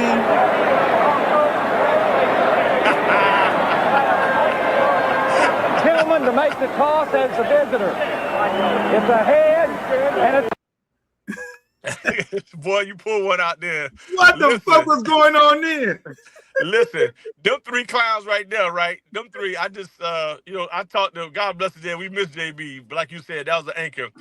Them fools right there, they the ones started the fatigue shit too. Because we kept getting in trouble, you know what I'm saying? That year we got in trouble all the time, and the media was at us, and we get pulled over. The police was messing with us.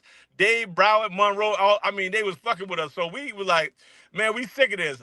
They got me talking about stole some damn $20 sunglasses out of the mall at Dayland, and I'm like, man, I ain't stole no damn glasses. I forgot I had them on my shirt, you know what I'm saying? So it was an honest mistake. So we kept getting in trouble. So when the fatigue came, Jerome Brown, those same three crazies right there, they had already in their mind, it's us against the world. So they had, before we got on the plane to fly to Arizona to play Penn State, these three Negroes done went to the Army surplus store and they got dressed up.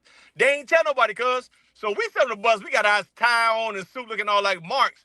And we see these get on with their glasses, and they ain't talking to nobody. The motherfuckers like, they ain't finna go to war. We look like, damn, man, why y'all ain't tell the team? So we mad.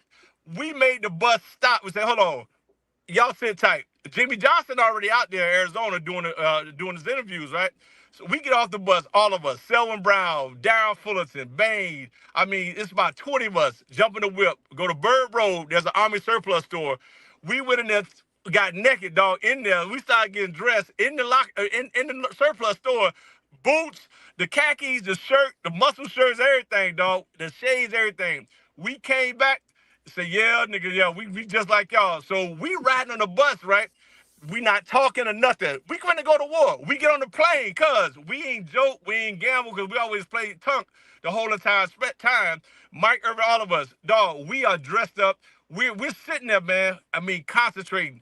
waiting from Miami to Phoenix, Arizona. That's 4-hour flight. We ain't said no word, dog. Like we have finna go to Nam, dog. We finna go to war.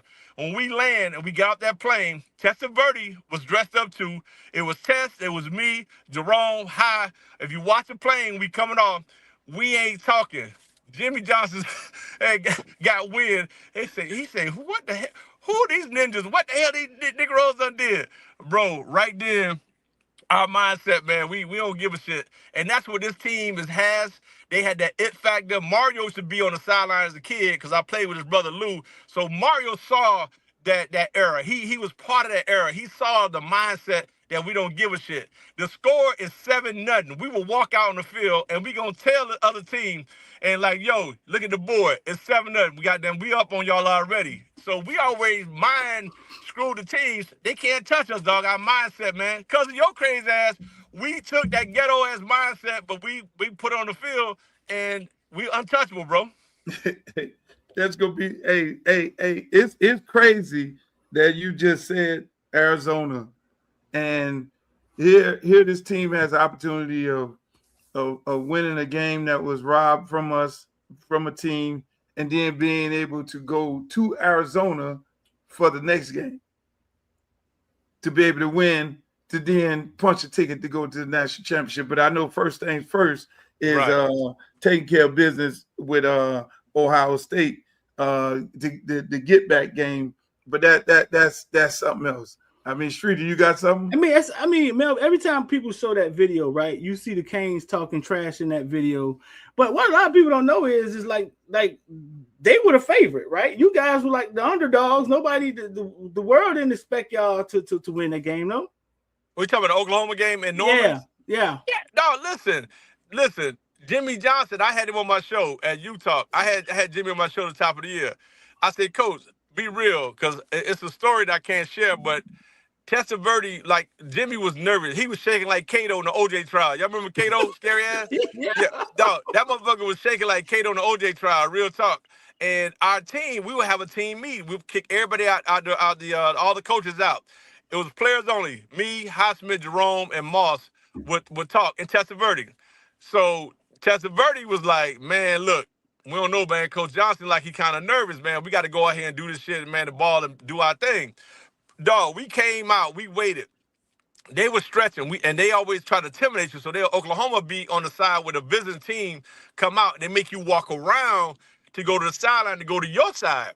Dog, we came off that hill, we looked, everybody looked at each other. Man, fuck these dudes, man. We ain't fuck that. We going, dog, we caught them. They was on the ground stretching. We went through their stretching. They ain't had that on TV. We stepped on their fingers and called them all kind of PANs and coochie ass. We talking about FANs. I mean, bro, we are going slap off. So after we warm up, we go to the sideline. So they got all these alumni behind us. There's an old white dude with a beard. I never forget this old dude. He said, y'all boys don't know where y'all at. Y'all gotta calm yourself down because y'all don't know where y'all at. Y'all in Norman, Oklahoma. We turn around and say, man, fuck you and Norman, Oklahoma. We don't give a shit about none of y'all, bro, period. And, dog, we right there throwing the D. We throwing the D on talking about doing this. Hey, hold on, Streeter. This dude here, he started so much shit. See, he the one got us crazy. He called me. Let me give you this story. So he called me one day. We playing in the Orange Bowl. We got him down on the sideline whenever he wanted to come. So he came to me. That's before Throw the Dick had came out. He had done dropped the song, right? It was the hottest shit in the country. He said, cuz, you go ahead and when you score, I need you to go in and throw the D on national TV, dog. If you do that, he said, if you do that, I got you. I said, I can't say what the got you was, but he said, I got you. Oh, God. I telling too many of his stories. This everything. He's treated. This is real shit. I looked at him. I said, I got you, cuz I scored. But I was so excited talking shit like in the stands in the OB. I run the sideline, and then I had the ball. And then he looked at me. He said, cuz, you forgot to throw the D. I said, damn. No homo. I knew that was a band right there, boy. That was at least a stack right there, boy, if I didn't need to throw the D. But I fucked that up, and I ain't do the shit, bro. I'm like, Lord. Oh, my God, man. This going to be something else, man. What's your... What's the podcast? Where people can find it at? Well, it's you talk, man. So what we have, man, is I mean, everybody's scared to download new stuff like that, but we have a platform that I'm recruiting right now. I ain't gonna say who I'm recruiting, but I'm recruiting an independent individual who started all this shit for us believing in keeping the money to yourself and not spread the money. It's a brother, you know what I'm saying, that Jimmy Thomas, man, came from the music game. He blessed us with this platform where we're getting the percentage, you know what I'm saying, that's out there. You know what I'm saying? It ain't going through all the different Twitches and all the different Facebooks and YouTube. But a lot of us are scared to download, you know what I'm saying, to go to newness. But so we got to download the U-Talk app, you know what I'm saying? And once you go in there, we have different segments, different shows. We have merchandise that you can buy, hit a click of the button. It's state of the art, and we're getting all the bread. You know what I'm saying? We're getting all the bread. We're not sharing and breaking off and getting a penny on a dollar like everybody else. We getting pimped for bringing this content. So I'm trying to recruit this certain dude to come over, you know what I'm saying, that to stay home. And once that hit, boy, game is over. And hey, anyway, we got to talk off the record too. So yeah, but that's pretty much you talk. Download the app, man. It's free, and we got a lot of content. We got a real talk with you talk about life. Where we got a female on there, and one of the guys just talking about life. And we got our podcast on Thursdays that we do. We got different shows that's on that feature, and we can be who we are and say what the hell we want. We ain't getting reprimanded at all. That's what I'm I talking like the about, U-Talk man. dudes, man. I like them, man. I used to come on their show a couple years ago, man. I would come on there. They treat me like a celebrity, man, when I would show up. This is when they were first getting started. You know what I'm saying? I like them dudes, man. That shout out to Devin Lloyd and Larry Frank, man. They real G's. And I used to come on their show all the time. The reason why I didn't want to start like Luke started, I'm happy for him, but this shit is hard to start a show. I mean, start a podcast, bro. It's a lot, and you got to get people to buy into it. But we know everybody. I came out the gate with Jimmy Johnson. I had William Floyd and Crazy Ass and Pat Carter, Florida State. I had Louis Oliver and Eric Rett, Florida. Every week we were in play. I had players. I had Eric Dickinson from SMU week.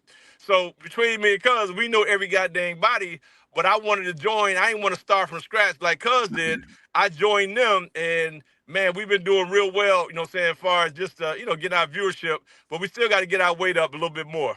Hey, man, that's what it's all about, man. I appreciate you coming on, man, and giving us some of these good stories. Are you going out to the game? No. I gotta go to see Tatum Bethune, my guy, my client, and then I gotta go to San Fran. They play Seattle next weekend, next Sunday, but I gotta do some work as far as that. So yeah, I'll be watching it. I'll be tuning in on Wednesday night. But yeah, I gotta go support Tatum out there. He out there doing his thing, and he been balling his ass off.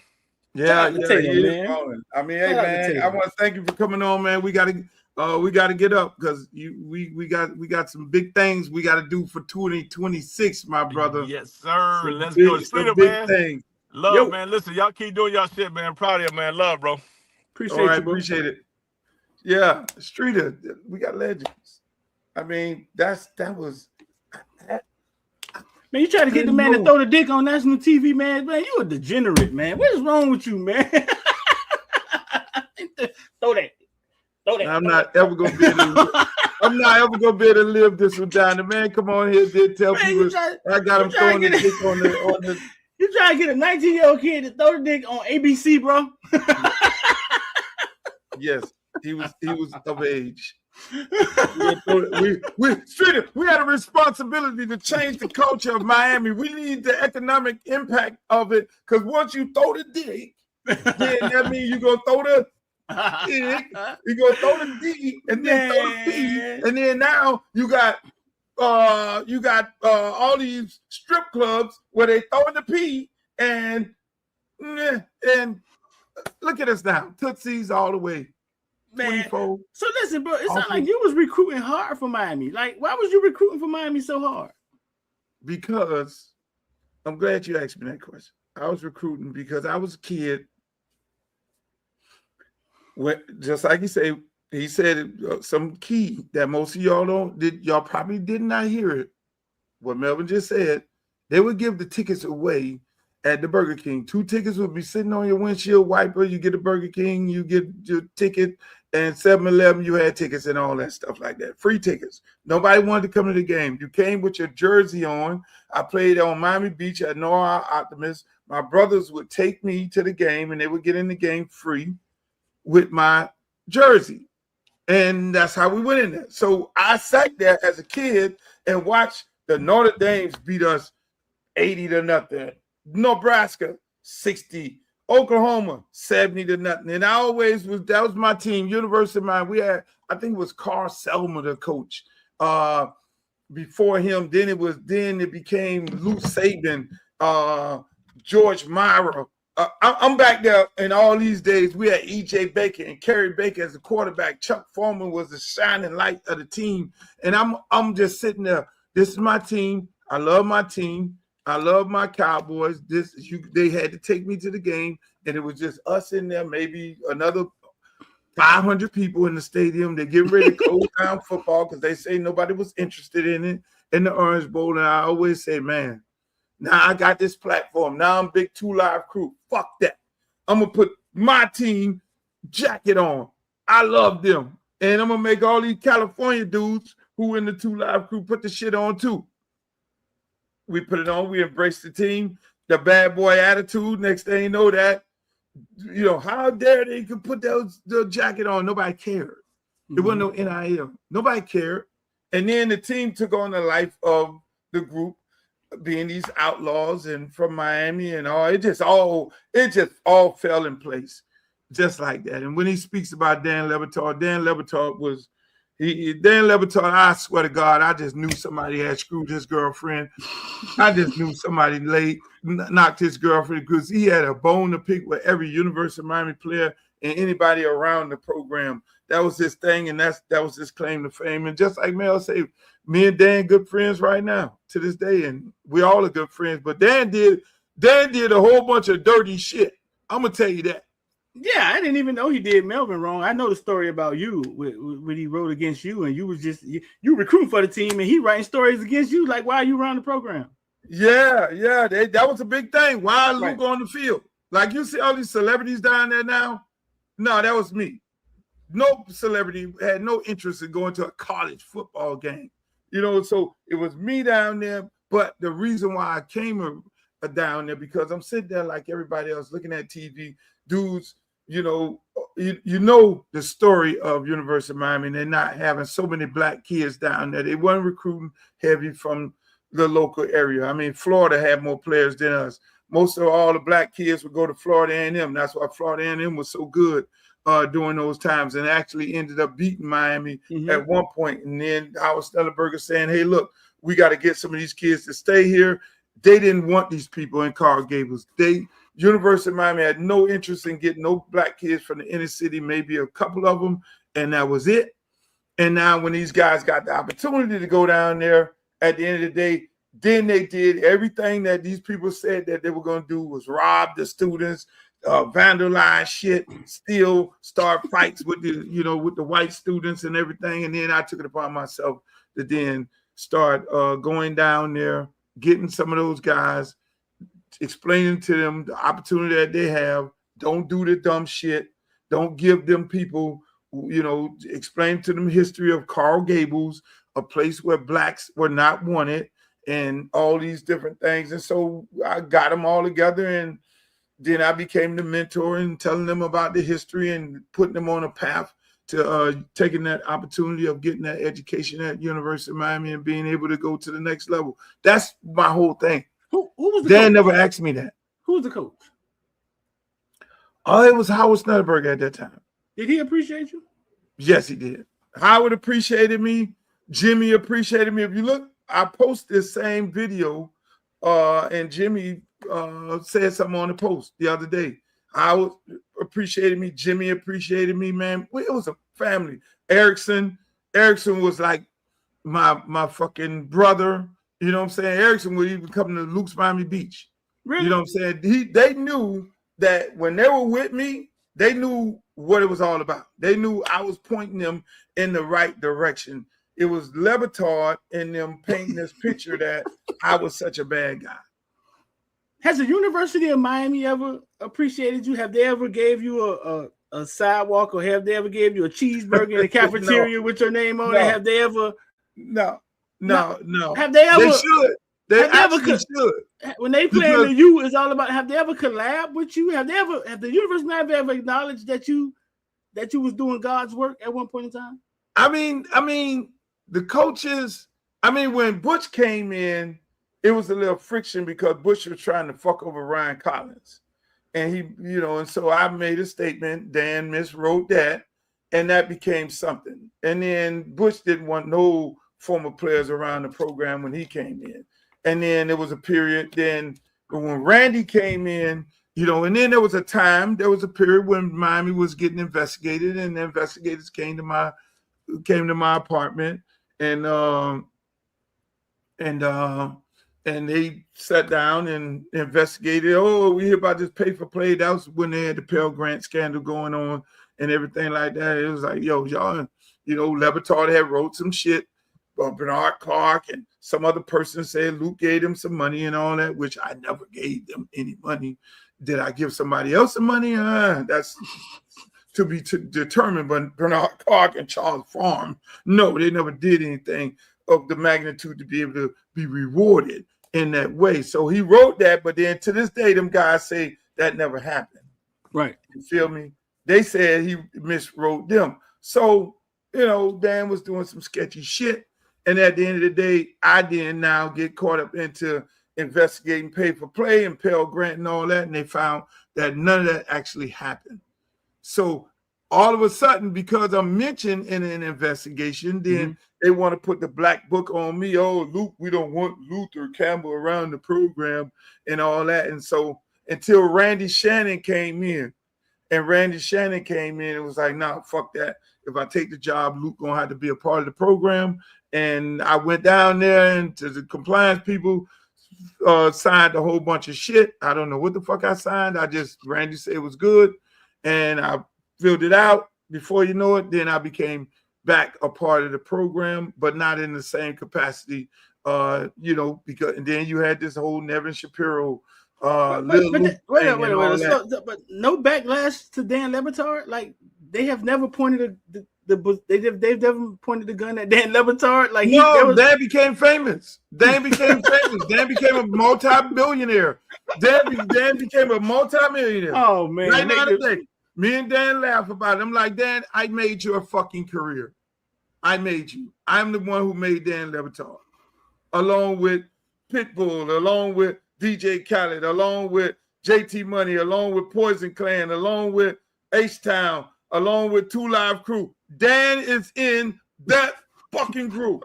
Dan on the roster and too? Trick Daddy and all of them. Dan is in that group of people who I put my hand on in some sort of way and made them famous, and now they're multi-millionaires, which I'm proud of. I'm proud of Dan. And that's his story. Did he agree? No, he tries to downplay it. He calls me up every now and then talking shit because we've been talking shit forever. He'll text me some bullshit about something, and then I'll text him some bullshit back. I mean, Dan was the only white person that came to my wedding. And then he came there and had some slick shit to say when I was married. Oh, you married up, I see. And I'm like, motherfucker. Oh, hey, but no, I'm telling you, man.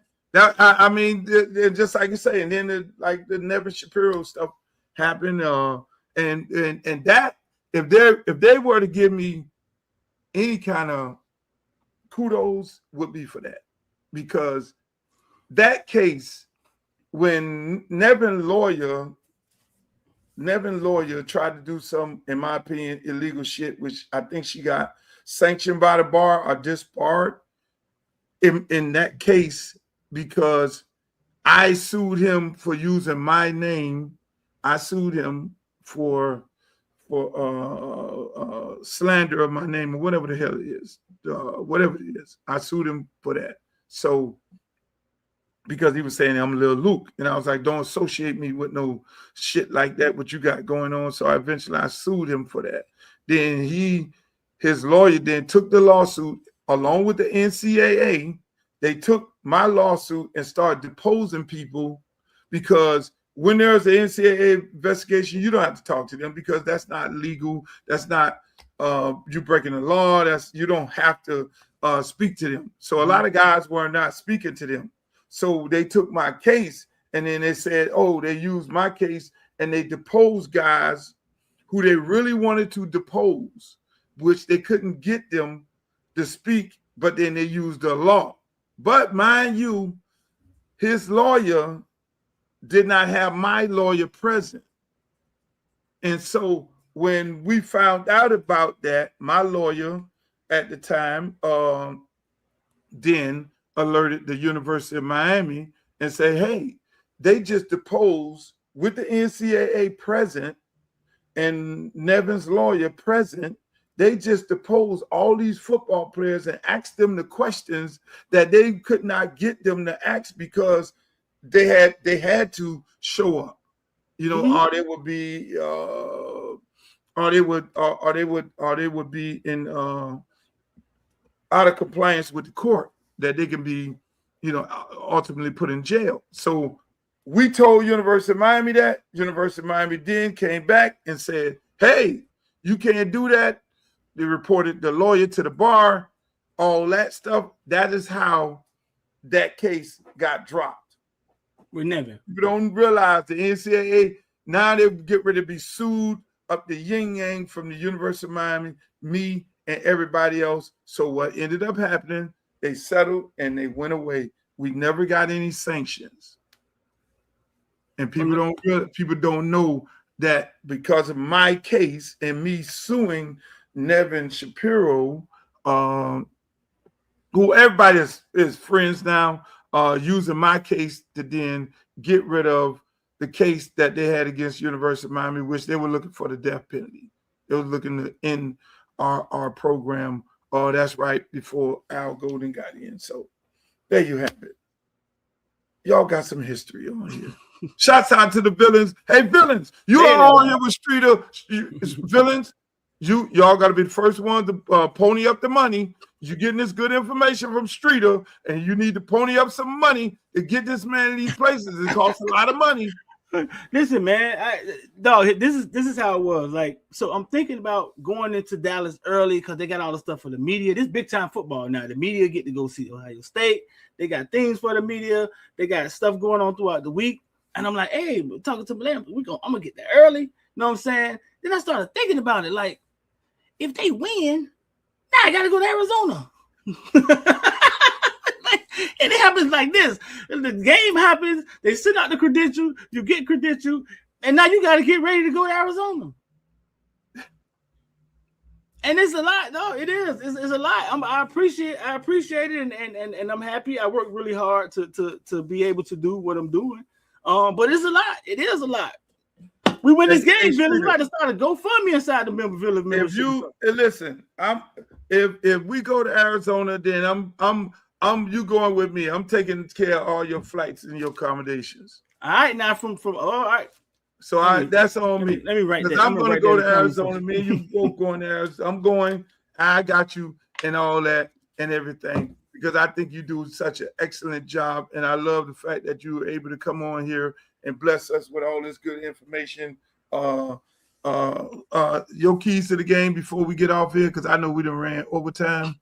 No, we almost got 2,000 people on here, man. We got 1,800 people on here, bro. You see that? I think this is probably the biggest numbers I've ever had. Is it? Like on a live like this. Y'all, again, I'd like to thank everybody for coming on here and thank all the great people. Thank all the people on the Footballville side and everybody. But this is what we do. This is what we keep it a buck on this month. I mean, we keep it at 100. So your keys to the game before we get off. Who I what? Your keys to the game. Who's gonna be the star? Who's gonna be the star? Who's gonna take over the game? What University of Miami player? You got Malachi. I have the unsung hero. I got my eyes on JoJo. I think JoJo is gonna put on a fucking show. We need him. Look, Malachi gonna do his thing. We need him. Fletcher gonna do his thing. 7 and 8 playing, both of them, they gotta play.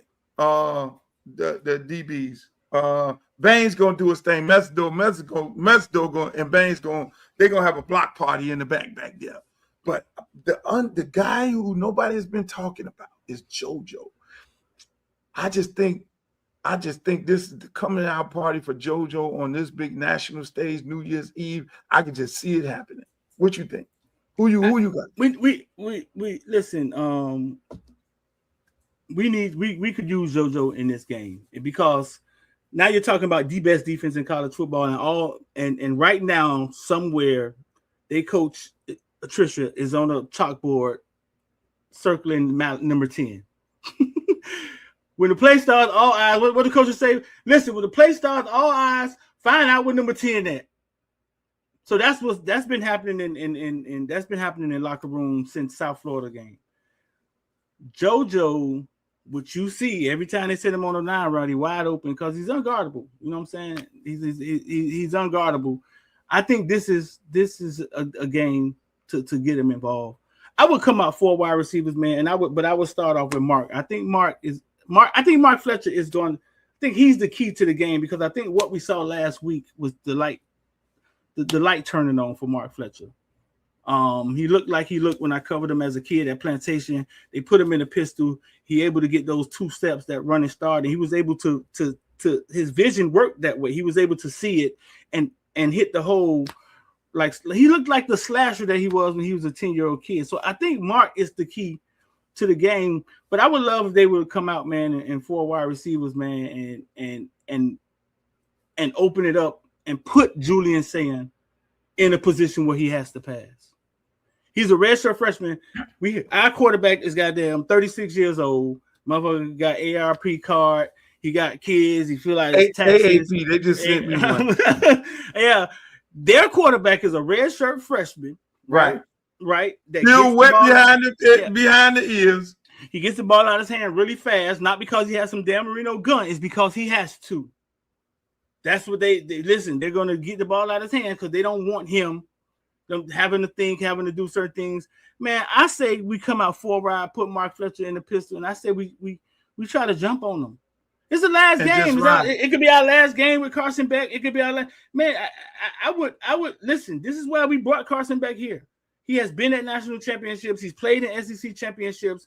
Motherfucker, if we're gonna go out with him throwing 3 interceptions, fuck it. Fuck it. But I would open it up on him and I would make Julian Sayin make him uncomfortable. And let me tell you something. I totally agree because you put 3, 7, 10, JoJo, Fletcher in the pistol. I put them motherfuckers against anybody. I would put them against. Dog, when Miami goes to the bench, you can't cover all that. Yeah. But then the quarterback has to be a guy that can improvise. A quarterback has to be a guy where he can't just be forcing the ball to Malachi. He has to understand that that's going to be there. I need to be able to distribute this motherfucker amongst all of them because 7 going to catch the ball on top of people's head and shit. 3 going to get big. JoJo going to break your ass down to the lowest terms. We're playing in my stadium, Jerry World, by the way. I'm a Cowboy. We're going to be playing faster because that team is a Big Ten team set up to be playing physical football this late in the season, in the cold, in the frozen tundra and all that shit. And we are built for the grass. And now that shit gonna be moving real fast out there. I mean, we're gonna be moving in the way, just like you say, the way we played, and like Melvin said, that shit turned a whole nother thing on with Malachi and Fletcher and all that. And I had the footage, and I was trying to bring it up while he was talking. But man, listen, man. But real fast, listen. Last year around this time, I got a text from Jeremiah's dad. He's like, "Hey, I got a ticket from you. Let's go to Texas and see Texas versus Ohio State. I know who covered my kid when he was little. I know who helped us out. I know, you know what I'm saying? I know who had our back when my kid was little." Which I don't get that from a lot of parents. I got on the plane and I went to see Texas versus Ohio State at Dallas last year. Right. And I'm in the stands trying to shoot content from the stands and shit. But I just was happy to be there. You know what I'm saying? What he did, what the family did, man, was noble. And I appreciate that. Not knowing that I'll be returning back this year on the sideline, Miami versus Ohio State. You know what I'm saying? It's Hey, I guarantee Jeremiah dad ain't call you up this time. No, he ain't call you. It's like, hold on. This shit right now is, I'm telling you, man, Streeter, this game is, and look, this game is personal. And these kids might don't say it, but I know they all got a fire burning up in their system from the ones who are at Ohio State, even though they Miami till they die. They're gonna be 305 till they die.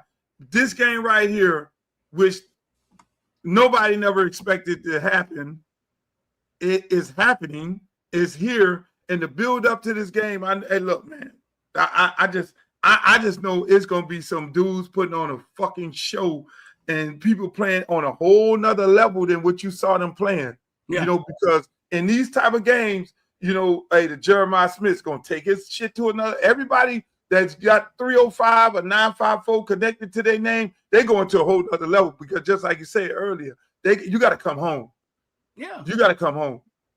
And I'm with you. Fletcher then turned on to something different. The last time I seen something like this in a running back in the postseason was Devontae Freeman in the state championship playoff run at Miami Central. And I seen a light turn on that dude there that you had not seen the entire year, but given the opportunity, and they, you know, and this is the second season. That's what they say. And this dude, he on something right now. Yeah, Fletcher running with bad intentions. The man literally knocked out a fucking 300-pounder. And called rescue for him. Not called rescue for him. Hey, y'all come here. Yeah. You call him like, man, knock his ass out. You know what I'm saying? So, and Fletcher gets up and like, let's go. And then busts another one. So it's gonna be good. It's gonna be violent. I'm pretty sure all the players, they know the history by now. They know what we've been robbed. They've been told a million times, and that part is gonna be there. But I just love the fact for South Florida that all of our kids are playing on this major stage. And then when you look at Alabama game, you're going to see more of our players who's here. And then you look at Georgia, more of our players. And that just, for me, that confirms that we are the best football city, South Florida, the two cities, we're the best football in the country. You can't make it up. We're the best. And that's it. Streeter, hey man, I appreciate you, man. We got almost over 2,000 people in here, and all 2,000 people. Tell them where they can find you at. Oh man, Footballville. If you want to become a villain, it's 786-405-9499. Just text me. I want to be a villain. You can find us on Instagram, TikTok. It's over 1 million followers on YouTube. Just go hit subscribe and follow on everything, man. We appreciate that. The villains, man, we're not bad guys. We're not out here robbing 7-Elevens and shit. It's just short for Ville, like Caneville, Footballville. I took the Ville and called it Villains and spelled it a different way. It's just the best Miami Hurricane community on the net, you ask me. You know what I'm saying? We get in there and break stuff down and really talk about football. And we get along. It ain't a bunch of goofy stuff going on there. No disrespect. Luke coming there all the time, talk to him. So, man, y'all come check us out, man. Come follow us, man. I appreciate this, Luke, man. We're going to do it more often, bro. Like, I'm going to jump on here more often, man. I see the links when you send them now. Just brought a new house. I had to get set up. I can jump in here now. Okay, good. Don't when you have the housewarming, I'll bring the girls. Bring them. Man, you heard that, man? Okay, all right. Now listen. Listen, villains. Y'all heard Luke say if we win this game, he got win the game. Y'all right there. I got you. Hey, there was somebody else in the chat also say shit. I got him too. I mean, people, look, man, people appreciate what you do and the information that you bring back, because all the information you bring back is raw and uncut. I mean, you probably and the coaches respect you. That's why when you're asking questions in the media, you know, that we all want to know. You ain't doing no cookie cutter questions, and they respect that at the same time, and we love it. And so keep doing what you're doing. Appreciate you, my brother. Yo. All right. Hey, man, that's Streeter. Ladies and gentlemen, that's my show. We went overtime. We had great Melvin Bratton on here. We talked about all kind of different things. We had Streeter from Footballville. I love it. Texas A&M, we beat y'all ass. Ohio State, you are officially on the clock. Hey, ladies and gentlemen, for all my people on YouTube, make sure y'all like, share, and subscribe. All my good folks on Twitter, everybody who's on Facebook, I love y'all. Hey, look, I might come back. Yeah, I'm going to come back after the game. But in the meantime, in between time, y'all enjoy your New Year's. Make sure you get them black eyed peas, goddammit. You got to have them black eyed peas and cornbread in your system on New Year's Day. Okay? Comprende? Until the next time. And all the time I say it every time. Walter Cronkite, may the good news be yours. I love you. Enjoy your New Year's. Happy holidays. Peace. Pull out the stick, come shoot that. Booty poke out like a book bag. Booty poke out like a book bag. Pull over ass too fast. Come wish you gonna bring that Uncle Lou back.